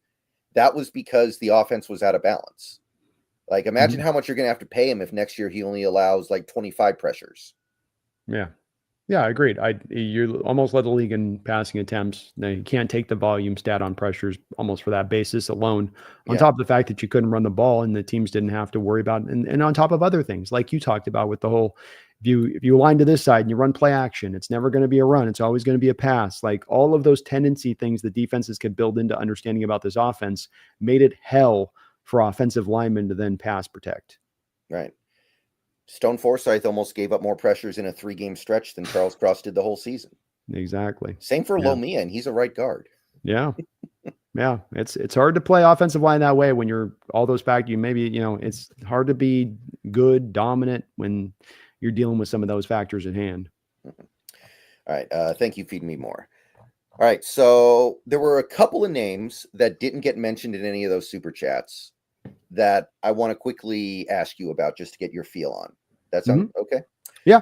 All right. So these are a few guys that were not mentioned that do have some play calling experience. First guy, Mike Kafka. Team seemed to be really high on him last year. They were doing their best to try to pull him to be the OC here and rip him away from the Giants. The Giants made him an assistant head coach at the time. So Daboll's staying in New York, right? I didn't see he was fired. Did he get fired? They're saying he's staying. They're saying he's there. He's staying. I don't know how you're able to pull Kafka away at that point. He's got the assistant head coach title on top of where he's standing with it. And so I just don't think that team may be high on him, but I don't see how they can get him ripped away. Yeah, I think you would need Kafka to be like, get me out of here. I hate it here. Yeah, exactly. So, that's it. We haven't heard reports of that. It's hard to predict. What's more likely, he probably just stays pat. Yeah, and it's New York. I'd hate it there too. I would not blame him if he hated there, but money's money. Well, Daboll does not sound like a fun guy to work for either. Some of the stuff you're hearing about that too. Mm-hmm. Okay, next name, Ken Dorsey. No, Dorsey's a no. Just a complete and utter no. Okay. Where was he last year? Cleveland under Stefanski, right? Yeah, I was, but he got let go by the Buffalo Bills and Brady took over, right? And Brady's taking that offense and taking Josh Allen much further ahead. I mean, that right there is a warning sign. Let's see here. Alex Van Pelt. Yeah, maybe I'm okay potentially with him. He's got some OC experience, right? He's got a couple years on it. Yeah, he was the OC under, hold on, let me make sure I get this right. He was the OC last year in New England, so he was calling plays there. He was an OC under Stefanski for several years, probably not calling plays. And I think he was an OC somewhere else. Buffalo back in 2009. So you get with him really good commitment to the running game. You're going to get a lot of heavy 2 tight end set looks from him if he comes in, which I'm not against. We've had some success with that, and it's you put defenses in a pickle, especially you get the right personnel out there for the 12 personnel. So he'd be an interesting guy too. I think that would work. You'd run a balanced offense. They're going to run. Stefanski's going to run. That. So you're going to get that with it. Brian Schottenheimer. No. The fan base has a tendency at times here, Brendan, that I'm starting to realize and recognize this a little bit more than ever before. And I love it about our fan base and that we're very, very loyal. And that, if you've been here, you're our guy. There's really this feeling for me of like, you could be in here for a cup of coffee and it's like, you're our guy. And I do love that about the fan base, but I think that there's also a dangerous place this can take you into where you fall in love with your own guys too much to the point that we get to a thing like this. And rather than, it's back to the argument of in-house, rather than look out around the landscape and find all of the possible best candidates, you're looking inside your own doors and saying, no, the smartest possible guy, the best possible candidate is in-house. He resides in our building. This is a bit of the same thing going back to a Schottenheimer thing. He's not been a good coordinator in this league. He just has not. McCarthy's calling the plays right now for Cowboys with him down there at OC and whatever success they've had. I don't understand the draw to Schottenheimer. I don't think he did particularly as amazing a job as some 12s are kind of dressing up that he did when he was here through his first stay. He was a guy that was brought in to be a yes man. That's why Carroll hired him. He was given his playbook. I don't want an OC who's going to accept a coach telling him, here's your playbook, call these plays. I want an OC with a vision. I want an OC that's got a strong personality to execute that vision. So no on Schottenheimer all the way around. All right. So that's pretty much everybody I can think of with play calling experience that's on the table. I think between the previous super chats and that's pretty much everybody. Of the people who don't, I have Adam Stenovich, the Green Bay guy. I think there's going to be a lot of momentum behind that one. There's Frank Smith in Miami, not calling plays under McDaniel. There's Wes Phillips, who's where is Wes Phillips? Sorry. Oh, yeah, he's under Kevin O'Connell in Minnesota. And there is Josh McCown, who we already kind of briefly touched on. And Brad Idzik. I'm sorry, I struggle with that one. Brad Idzik. You're right. You got it. Yeah, okay. Do any of those names do much for you? There's not a lot of track record to those guys. So when it lands in the category of you've done a very little of this, a very little of that, you're the son of this, you're the brother of that. I just don't have a lot to go off of with those kind of guys as far as to really make any kind of assessment on that. Which is why I come back to it and we come back to it again and again. Give me more of a guy that's called plays, not just been an OC in name, but actually has called plays with that track record. This is why I want that. Is I want less of there to be a question there. The point that someone made above about the McVay thing, and there definitely could be that guy out there they could go potentially find, but I'd rather go find more of the, again, just older OC, grizzled, gray beard, been around the block, knows what he can get away with, knows what he can't get away with, knows how to maximize his personnel. Give me that guy. Nate Carroll. Yes. Yeah, absolutely. Actually, when you get to Nate Carroll, it's probably time to start wrapping it up. You're probably getting right near the end of the list there. You're getting down to the bottom at that point. Yeah, you're not getting to the grade A candidates if you're down to that depth. Yeah, and there are going to be other guys too. We're probably going to interview a lot of people that most people have never heard of, because that's what you do. You be thorough. Guys like T. Martin, guys like Tom Arth, guys like Josh Grizzard. It's going to be a mishmash of people that. Oh, Brian Greasy. Brian Greasy might get an interview as well. Just be prepared for that, everybody. That doesn't mean we're going to hire all of them. No, you want them to. If you look at last year when you went for Mike Macdonald, I think we were more exhaustive than any team in the NFL in the amount of candidates that we looked through and interviewed some guys multiple times over. We were very thorough in making sure we could land at the right guy. And that's part of what's helped us to get to the right guy in McDonald. When you look at the OC search, you hired McDonald late, so you didn't have as many good OCs to turn through. We had Bieniemy, you had Chip Kelly, you had Frank Smith, you're trying with Kafka, you're trying to pull in. You didn't have a lot of great candidates. And so you weren't as able to be as exhaustive with your OC search as you were able to be with the head coaching search. But now we're in the position to do so because we've turned this over so quick. And I'm with you. I would expect them to be thorough, go through a lot of different guys because this process worked out so well last year in doing it. Right. What else is there? Is there anybody else that we're forgetting here? I'm trying to take a look at some lists here. What if Ben Johnson stays in Detroit and Engstrand is like, let me out of here. I got to go be an OC at some point. I can't stay here forever. I think all plays. I Yeah. just don't want to. I don't want to. And you interviewed him last year. I mean, this is the thing with Bieniemy or Chip Kelly. Like, you had these guys in, you sat them down, you came out of the meeting and said that I'd like to go with someone else. So now a year later, you're suddenly now backtracking and like, no. Now I love him. That feels more like I hate the candidates. I'm just going to take the secondhand parts I can pick through here to find whatever, will make do. That doesn't seem like making this the best, most solid choice at that point.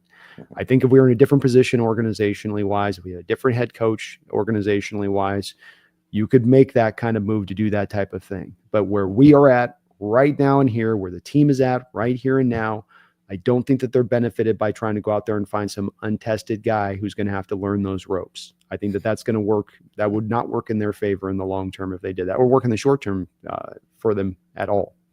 Mm-hmm. Yeah, it's just a gamble, and I don't want to be results oriented. I don't really feel like gambling right now. No, I don't either. I want a little bit more certainty about what we're getting here. Yeah, Nathaniel Hackett. Hell to the no. Hell to the no. Gino needs a drinking buddy. Yeah, maybe so. I hear he's a hell of that, at least. I think Byron Leftwich might be out there. He's called plays before. Yeah, that was Tom Brady. Yeah, probably. And probably a good chunk of Bruce Arians as well, who is very good. And no, I don't want Bruce Arians. I can't root for that guy. No, I'm not doing it. I wouldn't trust that he wouldn't have a heart attack, dude. That guy's just, I feel like he was always about an inch away on the sideline. One shade of red extra, and he was going to keel over. Yeah, Timu Andy Reid. Yeah. Be calm, see clearly. Thank you for the $5. What I like about this season with Chip is he kept Henderson healthy with using Judkins more. His trick plays and creative plays keeps the team fresh. Well, it looks like they're going to win it all. I don't know who stops them at this point.